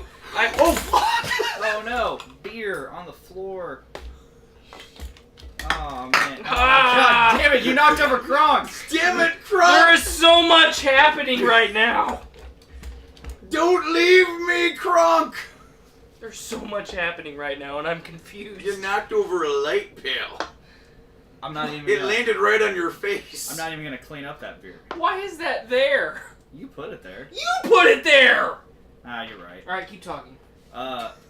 So I'm so excited to be moving on to our own feed because it really gives us an opportunity to really expand ourselves And not fuck off so much. Really expand the amount of content we can put out in a single week. And our dicks. For our listeners and viewers. The plan right now, though, so we're announcing this on episode 50. The plan to officially start our own feed is on episode 55. In that time, Tentatively. I'm going to say it a third time. Tentatively. So, Thank you for a fourth time. Once we move on to our own feed, for a couple more weeks, we're going to still be on the Journey into Comics Network.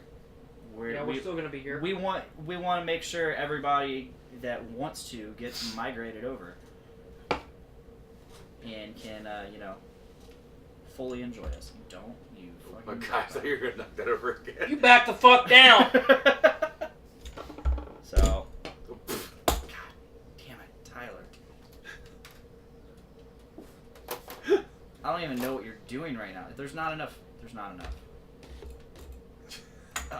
He is trying so hard with this. The cable's not long enough, Tyler. You don't let me spread my wings! God, it's so wet right there. I'm standing in it at this point. I think it activated like the cat piss within the carpet because I'm smelling it hardcore. Your cat piss! Look at that, it works! It's leaning. I don't like this. I'm blinded because I looked right at it. I'm looking directly at it too. Stop it! I can't. Look, it works now! I did it. Yay. I was like, hopefully you didn't grab the wrong can. Well, glad I bought that beer. He tries to put his microphone back into position, and it just flops over. No, it didn't flop over. It booped over. Yeah. Good God, I've had a good episode. Mm-hmm. So what do you have to say about the move? Are you wanting me to exposition right now? Yeah, I want to hear your Exposit thoughts. away.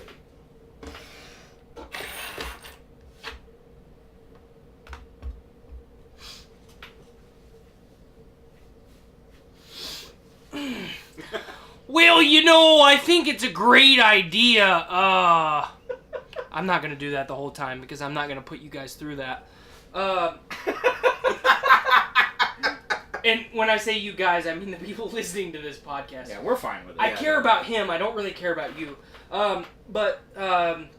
So we have, and when I say we, I mean Blaine and I.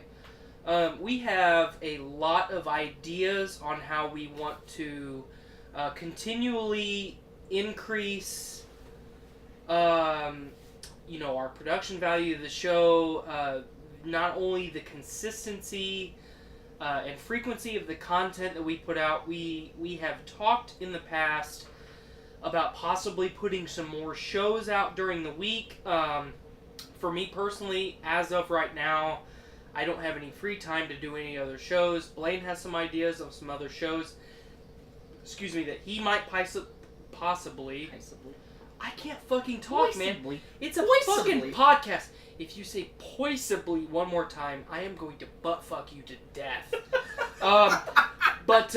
Giraffe style. But we have a lot of ideas. We have continually, Blaine obviously since episode 1, myself since episode 12, tried to increase and improve the quality of equipment that we have, and just our overall ability to provide a worthwhile and worthwhile and good production, or well put together production is how I want to say it, I suppose. Occasionally, we have a little bit too much to drink on the episode and knock over lights and spill beer into the carpet, but we are continuing to try and put forth good stuff and bring forth good guests, like my good friend here, Branden Stone, and my pretend friend here, Blaine Tyner, who's also a host of this show, so what I'm saying is kind of irrelevant. But we want to continue to improve, and I've said this before on the show, and I want to reiterate this fact right now. We are doing this because we enjoy doing it. We are not receiving any outside money, unless you guys want to donate to us, which we have a donate button as the Shop Now button on our Podcastrophe Facebook page. But we are doing this entirely out of pocket. We are doing this entirely out of our free time.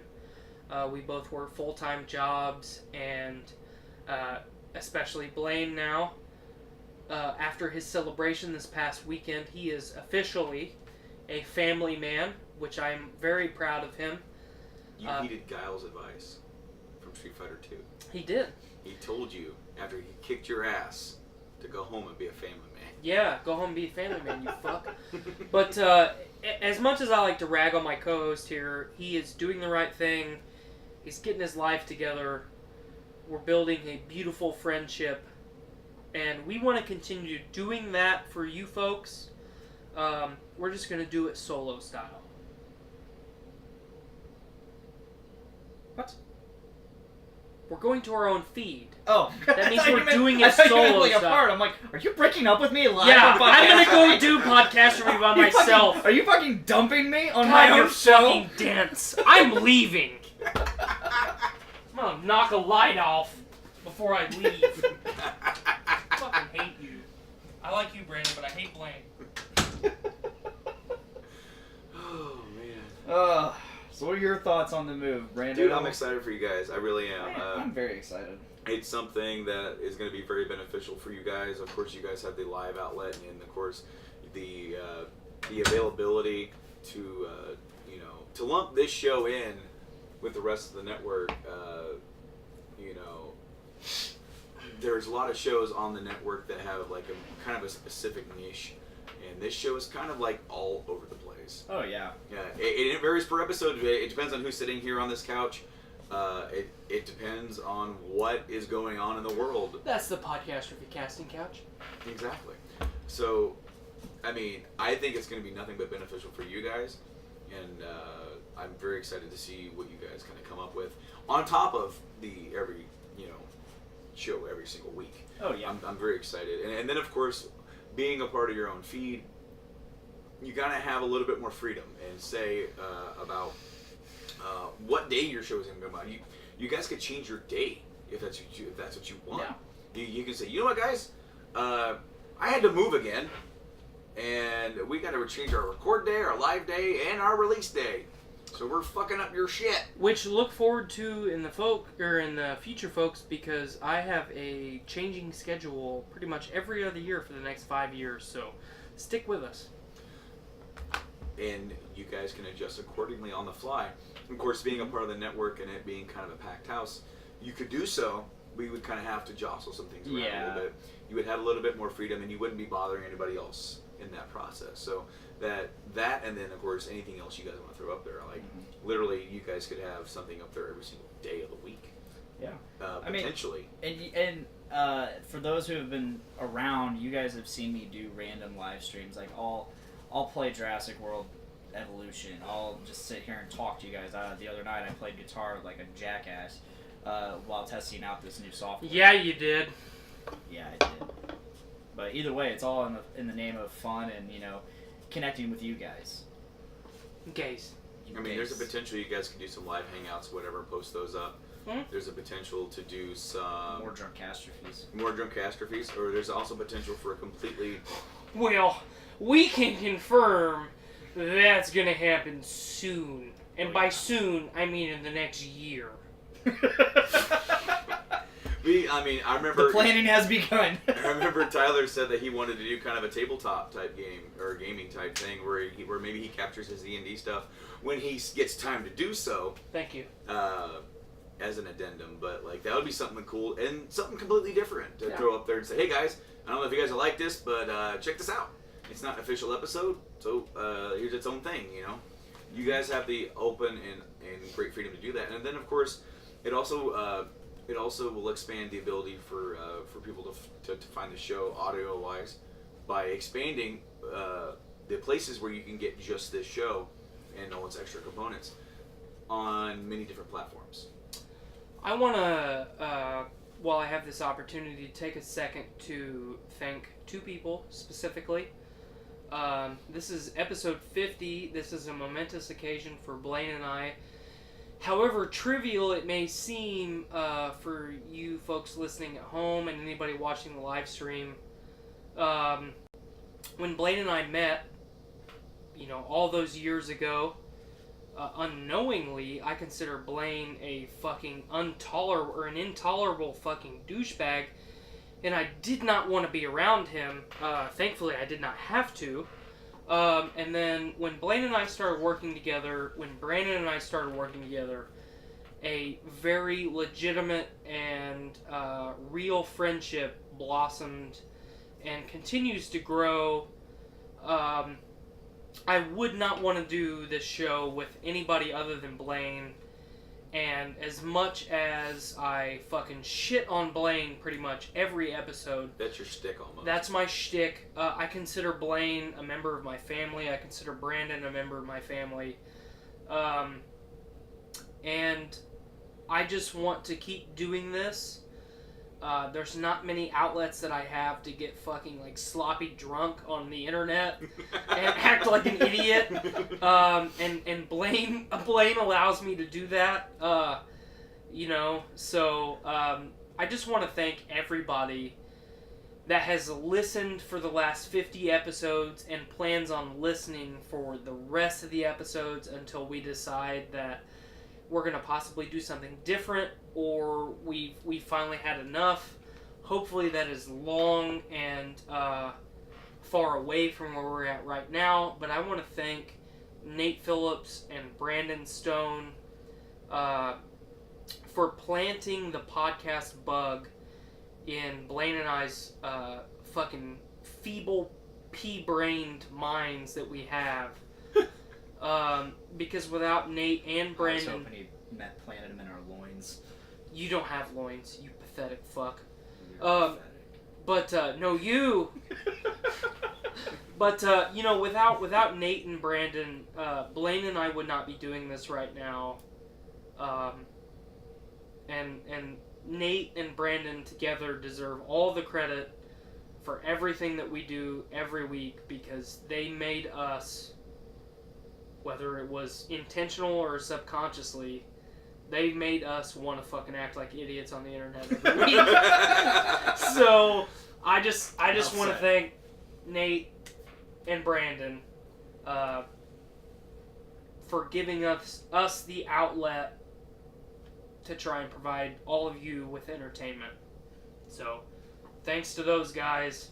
Thanks to my co-host for putting up with me, constantly belittling him, and getting sloppy drunk like a white girl at a fucking sorority party. And, you know, I'm not going to go down on either of you guys, so I don't know what else to say. I appreciate that. I wish I appreciated something. Yeah. Thank you, Brando. Thank you, Nate, Pod Daddy Nate. And thank you all the listeners out there. When this show started, I was very excited. Empathetic. Empathetic. I really didn't have very much plan or structure. You didn't. I just wanted to do the show, and like... like pretty much every episode we have. Oh, yeah, but despite it definitely being a very different show than when it first started, it's still, at its core, is the same show. It's conversations. See, overall, though, I don't think it's that different. It's not. Than when you first started, because... Excuse me. lots of booze. What I think makes our show special is that we constantly have the ability to evolve. Mm-hmm. We constantly have the ability to change, and I apologize to all the fans that are watching this live stream. I am currently cleaning up some mess that I made, like a good Samaritan. But we have the ability to constantly change and adapt based on the guests that we have or the life experiences that we've had since the last episode that we've done.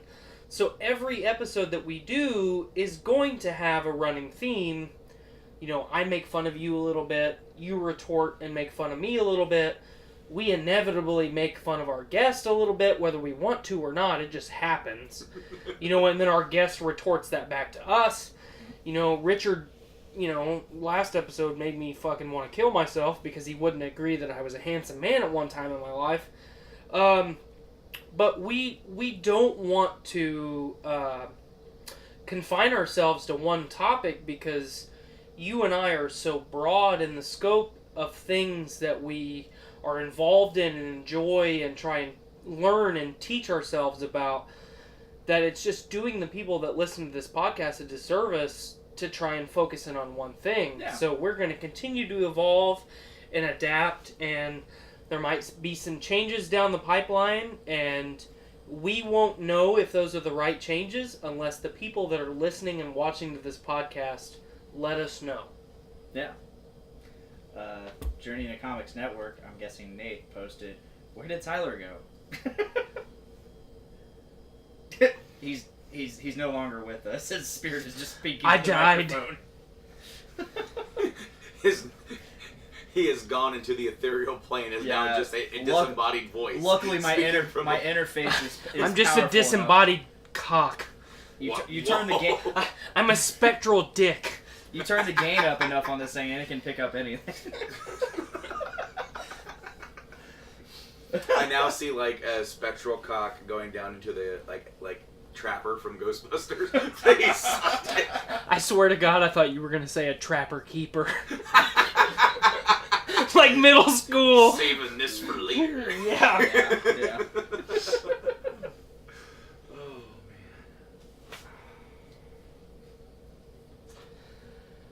But on a continuing serious note,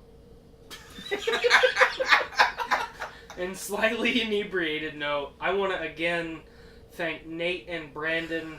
Through their friendship, we have gained our friendship, and you know, Branden and I have become great friends. Nate and I have become great friends. I also want to thank everybody else on the Journey into Comics Network. You know, for lack of a better descriptor, for putting up with our bullshit. You know, Blaine is kind of a diva and is very demanding when he has an idea, but he's never competent enough to describe that idea when we're discussing things. And just overall me being a fucking dickhead all the time because I am. That's who I am as a person.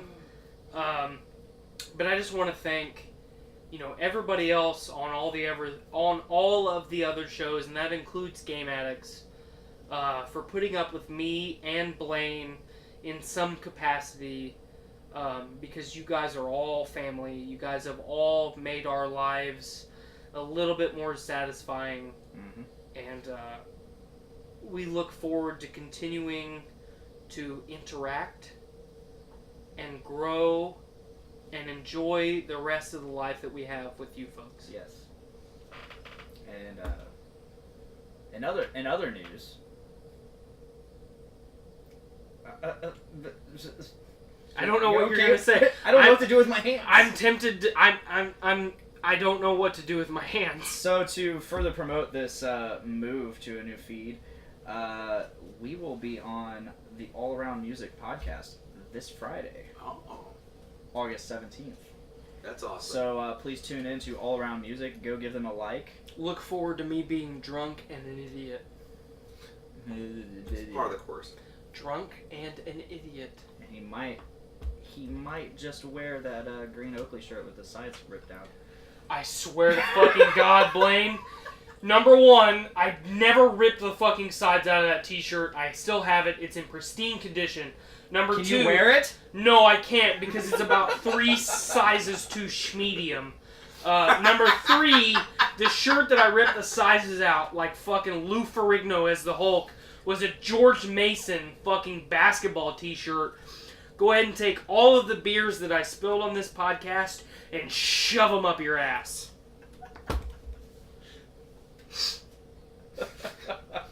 You touched a nerve there, guys. Oh, yeah. I say good day. It was quite the nerve last week. I really wanted to title the episode Ripped Shirt or whatever. You're the fucking nerve. The ripped shirt rebuttal. Yeah, we're going to be on the All Around Music Podcast. Give them a like. They do a show every week. They usually live stream it every week. Like them on Facebook. Yeah. Is what Blaine meant to say. Like them. Subscribe to them on YouTube. Yes, that. All Around Music. I personally am really excited for this show. Due to my busy schedule, I have not had a lot of time to watch most of their live streams. I've tried to share their live streams anytime they pop up in my music feed, or music/news feed, because, you know, slightly inebriated. Gotta do what I gotta do. Hashtag drunk. Hashtag fucking drunk. Wasty pants. Hashtag white girl wasted. Hashtag Blaine's a cockhead. Hashtag AIDS. AIDS. Fuck you, Iraq. You remember SAIDs? Oh, God. Snake AIDS? Snake AIDS. But, yeah, definitely give them a like on Facebook. Definitely tune in this Friday evening. I'm not entirely sure what time we're going to start. I think around 6 or 7. Around 6 or 7. Probably in between the time period of Eastern 4 Standard p.m. to midnight. It will be sometime in that time period. I more than likely will be slightly inebriated, and Blaine will more than likely be a slightly quiet douchebag. That's him right there. But I don't particularly know what we're going to talk about, so this is really exciting for me because it's kind of keeping me on my toes. Yeah, I know. I'm excited too. I have no idea what we're talking about. I'm guessing we're going to talk about each other's shows. More than likely, we're going to talk about some music. Blaine's probably going to jack me off. It might happen. There's a first time for everything. You don't know. There's a first time for everything on live. Oops. And then after that, at some point in the future after that, we're going to have them on our show. So we're very excited to have them and invite them into the chaos. That is our show. That is a Podcastrophe. Perhaps a drunk catastrophe. Ooh. We have begun planning. And by that, I mean, I've said we need to start planning it. And everybody's like, yes. And like six, as far as it went. And like 6 weeks before he said that, I said, hey, we should start planning that. And so, the steps have been taken to start planning it. Now we just need to start planning it. There will be buffalo dip again. We know that much. Jennifer, make us Oreo balls for Podcastrophe. And people at Subaru. Dude. I used to go like and snipe some or have somebody else go snipe some. And now we're tight. I get some Oreo balls next time she makes them. Hell yeah. Yeah. The truth is revealed. Brando, really, you're really good friends with Jennifer now. The more you know. Ulterior motives. Oreo balls. We're about 30 seconds away from 3 hours. We're fucking doing it! Oh, yeah. I don't even care. Thank you guys so much for having me on, man. Of course. Thanks for sitting with us for 3 hours. I'm sorry. It's been great, man. I'm like belligerent. It has been great. I it's been a while since I've been on, it just, you know what? It's been since Christmas time. It has been. It's been around that time, and I wanted to come back on for some time, and especially with episode 50, I kind of didn't even plan it, so. Yeah, because so the way it worked out, you were like, "Hey, what are you doing?" Hey, what are you doing next week, guy? I was like, "What's up, man?" And basically we planned. Wait a minute. Were you slightly unzipping your paint suit? Yeah. You're damn right. Absolutely. If we need to paint a picture, yes. Do you finally have name tags on your paint suits? Yes, I got all new ones. Woo! And I thought of something. Like, you know how they have the swimsuit edition? A magazine full of just pictorials of people in paint suits posing seductively? Absolutely. Speaking of that. So real quick, so the other day, and by the other day I mean this morning, slightly yesterday, I shared a post that was feminists complaining about women's expected body image of the Barbie, and the other side of that image was No, hold on. Before it goes into like this big rant. Go ahead. Why don't you pull it up and read it? Oh, okay. You don't have to do it for the live stream. Just pull it up on your phone. Just go to me. Just pull old fucking TY up there. That's all I'm doing. That's old dad right there. That's me. You can fit so much fucking good. spaghetti in it. Okay, here it goes. This, I'm pulling it up for the live stream. Pulling it up. Alrighty then. Pulling it up. Alrighty then. This is Barbie. Throughout the years, she has been the center of much controversy because feminists claim she represents an unrealistic, unhealthy, and unfair standard of beauty, leading to a crisis for young girls and their self-esteem. And to the right, it says, "This is He-Man."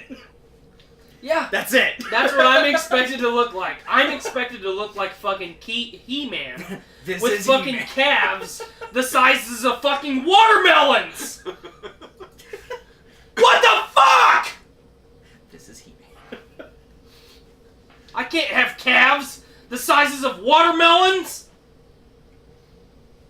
or a fucking beautiful bowl cut. I don't even remember what I was about to say before you. I don't know either. What were we talking about? Fucking, I don't know. Ketchup.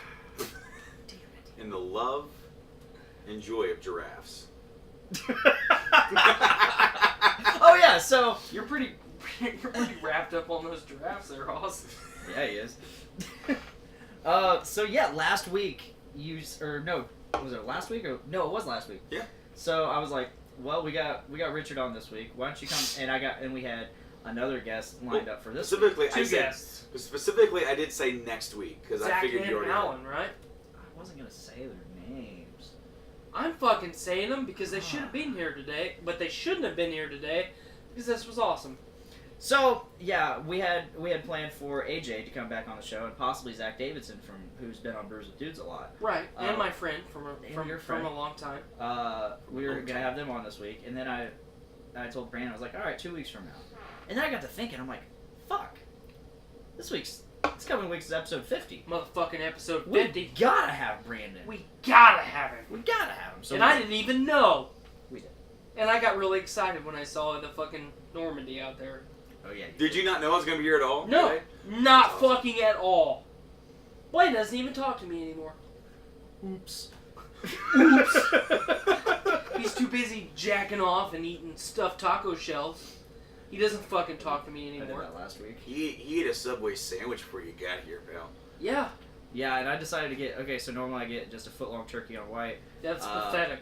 bacon, American cheese, lettuce, mayo. Just get a fucking 6-inch sandwich that's good. This is good to me. That's all a matter of preference, and this is what I like, so... Yeah. Cool. Anyway, so I decided to, on top of all of that stuff, get mozzarella cheese. Ooh! Oh, yeah. What a fucking zinger! It did absolutely nothing for the sandwich. Absolutely nothing! But it did something for me. It got me an extra chocolate chip cookie for free. I got 2 free cookies. And it cost you $2! He gave me one of the cookies. I gave him one Yeah, of you the did. cookies. It was awesome. Because he's Yeah, a it guest, was. and he deserved it. Yeah, he deserved it. He deserved both cookies. He earned it. He had to Be here with us. He had to be in this house. Yeah. And the cat piss. Yeah. Which and the the beer fucking- awakened. And the feces. The beer and awakens. the beer awakening. In my fucking belligerent ass. Oh my god. I miss you, Tyler. Thank you. I miss you too. We all miss you. Gun show.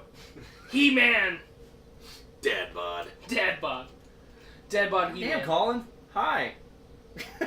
Hi, Colin. We didn't know you existed. He's like, God damn it, say hi to me. Hi. It's like the fucking gardener from Billy Madison. All right, are we about done? We're Your just wife about needs you. done. I've got a... No, she doesn't need me. Taco Bell needs me. I'm gonna go to Taco Bell too. We might go to Taco Bell together. I might go to Taco Bell elsewhere. Yeah! Because I was going to have tacos at home. And now it's getting too late to cook, so I might just go pick up some Taco Bell. So I want to kind of wrap this up with a quick question, which I'm going to also probably ask more questions after that, because we're over 3 hours now, and I'm having a good time. Yeah. And I got to be at work at 6:30 in the morning, and I don't care, because I'm having a good time. Yes. Have you ever made tacos at home and they just not be satisfying at all? Certainly. Yes? Certainly. From Brian? Brandon? Yeah, I mean, yeah. Okay, so... I think it's mostly because I made them. Well, okay, wait a minute. So at home, so I used to live in Southern California. So I have had the gold standard of Mexican food. I have had better Mexican food in Southern California than I have had in Mexico. Okay? I have had, in my opinion, the gold standard of Mexican food. Not Tex-Mex, legitimate Mexican food. When I make a taco at home, I don't normally do it with corn tortilla shells. I just do flour because it's convenient, and I personally like the taste of flour a little bit better than corn, depending on the situation. Yes. I'm a chicken guy. I'm a fucking pollo guy myself. But you know, at home, I'm making fucking beef tacos. It's fucking ground beef tacos. I shop at Sam's Club. I'm buying fucking 6 pounds of ground beef for fucking $17. I'm doing my due diligence to be a fucking responsible fucking capitalist. Okay? Have you ever smoked taco meat? I have, and it does not end up the way that I prefer it. We've done that at the Doom Room. Now, it's fantastic. I have smoked a chicken, I have smoked pork, and then made tacos with it, and it's fantastic. I want not the pork, the smoked chicken. You want some fucking smoked chicken tacos. Okay. That's what I want. You want some fucking That's what I want. pollo asada. That's what you Pollo want. asada. Anyway,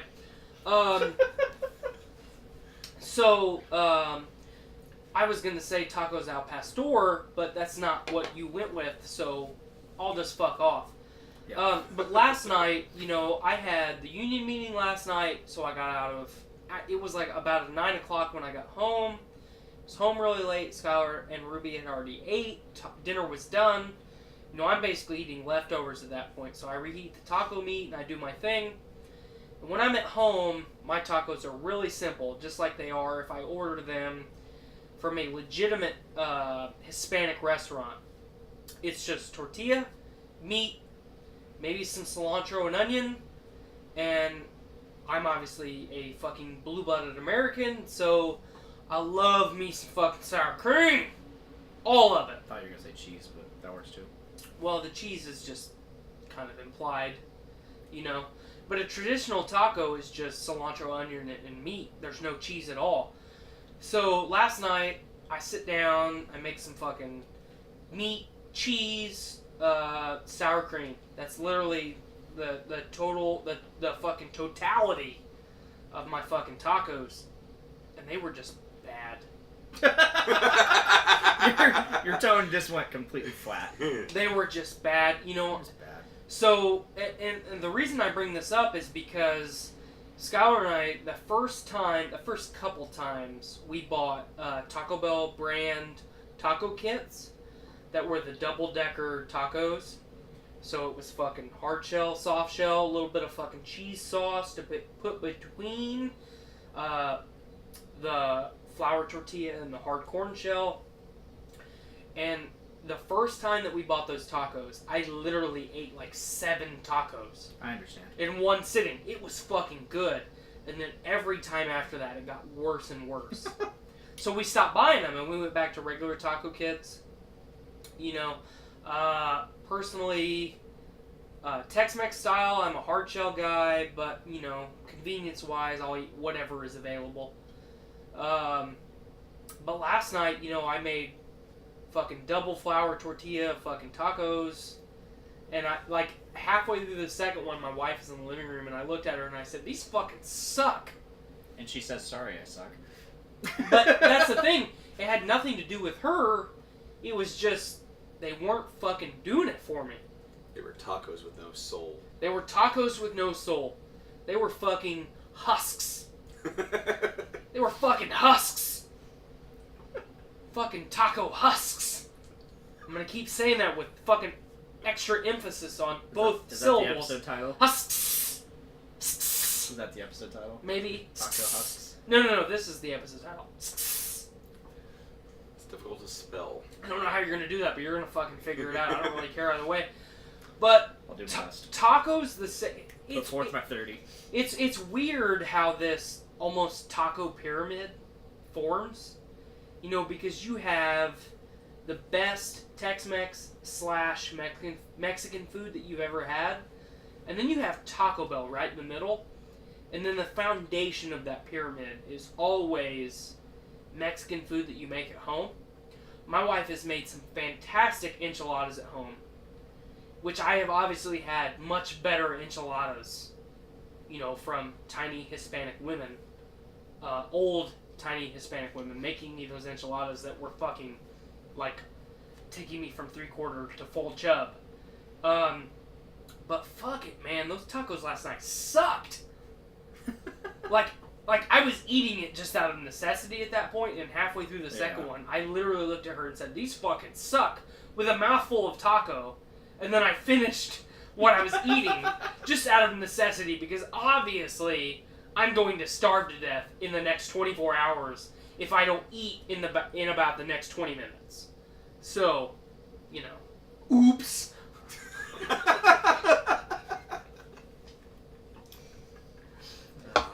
And that's all I have to say about that. I apologize to everybody. If you could make a shirt with a Taco Bell font that just says, oops. I'm gonna do it. I'm gonna fucking do it. I'm writing it down right now. Get a purple shirt with the white, oops.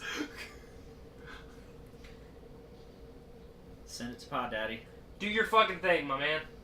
Talk and do stuff. Alright, so this concludes Podcastrophe episode 50. If you want, you can subscribe to the Journey into Comics Network, and you get us every Thursday in audio form on Podbean, iTunes, Stitcher Radio, Google Play Music, and Spotify, plus several other podcasting platforms. If you want to check us out, we are live every Tuesday, roughly around 5:30 or 6, depending. And you can hit us up in the comments there. We'll interact with you live on the show. We also have T-shirts. Get you a Rolo the Destroyer T-shirt or a Heritage T-shirt or any of the other Journey into Comics shows T-shirts right on Teespring. I've posted links all over the Podcastrophe page. Is that it?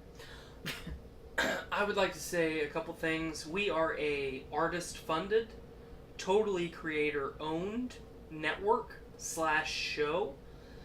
We're not receiving any money from any outside source to produce content and create content. This is our show. This is our network. And we do this because we enjoy it and because you folks enjoy listening to it. And if you would like to continue enjoying listening to it and enjoying the fact that we enjoy it, maybe throw a few dollars our way. And I'm not really in the live feed. Now I am. Half my face. And while you're at it, go ahead and check out the Game Addicts podcast. Thank you, because I was going to do that, but I literally ran out of words. This guy right here is on it. Yeah. Yeah, I am. Yeah. Every single Thursday on several platforms, all the ones that he said, and we do a show plus Twitch. Plus Twitch. Yes, and with that's going to be starting soon. Yeah, and we're doing live streaming on Twitch, playing some games, playing through The Last of Us, FF7. I have not been streaming as of late because it's so freaking ungodly hot in that game room back there. So I'm choosing. I'm used to it being like extremely frigid. Yeah. So I can only imagine. It's like you're literally laying in a bed of magma. Yeah, dude. No, like over shutdown, I was back there just pouring sweat. And I'm like trying to like interact and play and talk. Dedication. And I'm like, was your shirt off? No.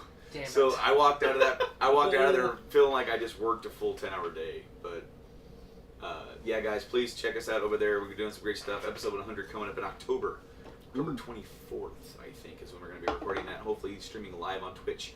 And so we're hoping at episode 100 from there on will be kind of like how you guys do it. How you guys do live every single week. That's what we're going to be doing too. And we record on Wednesdays. So let us know whenever you guys are streaming live on Twitch.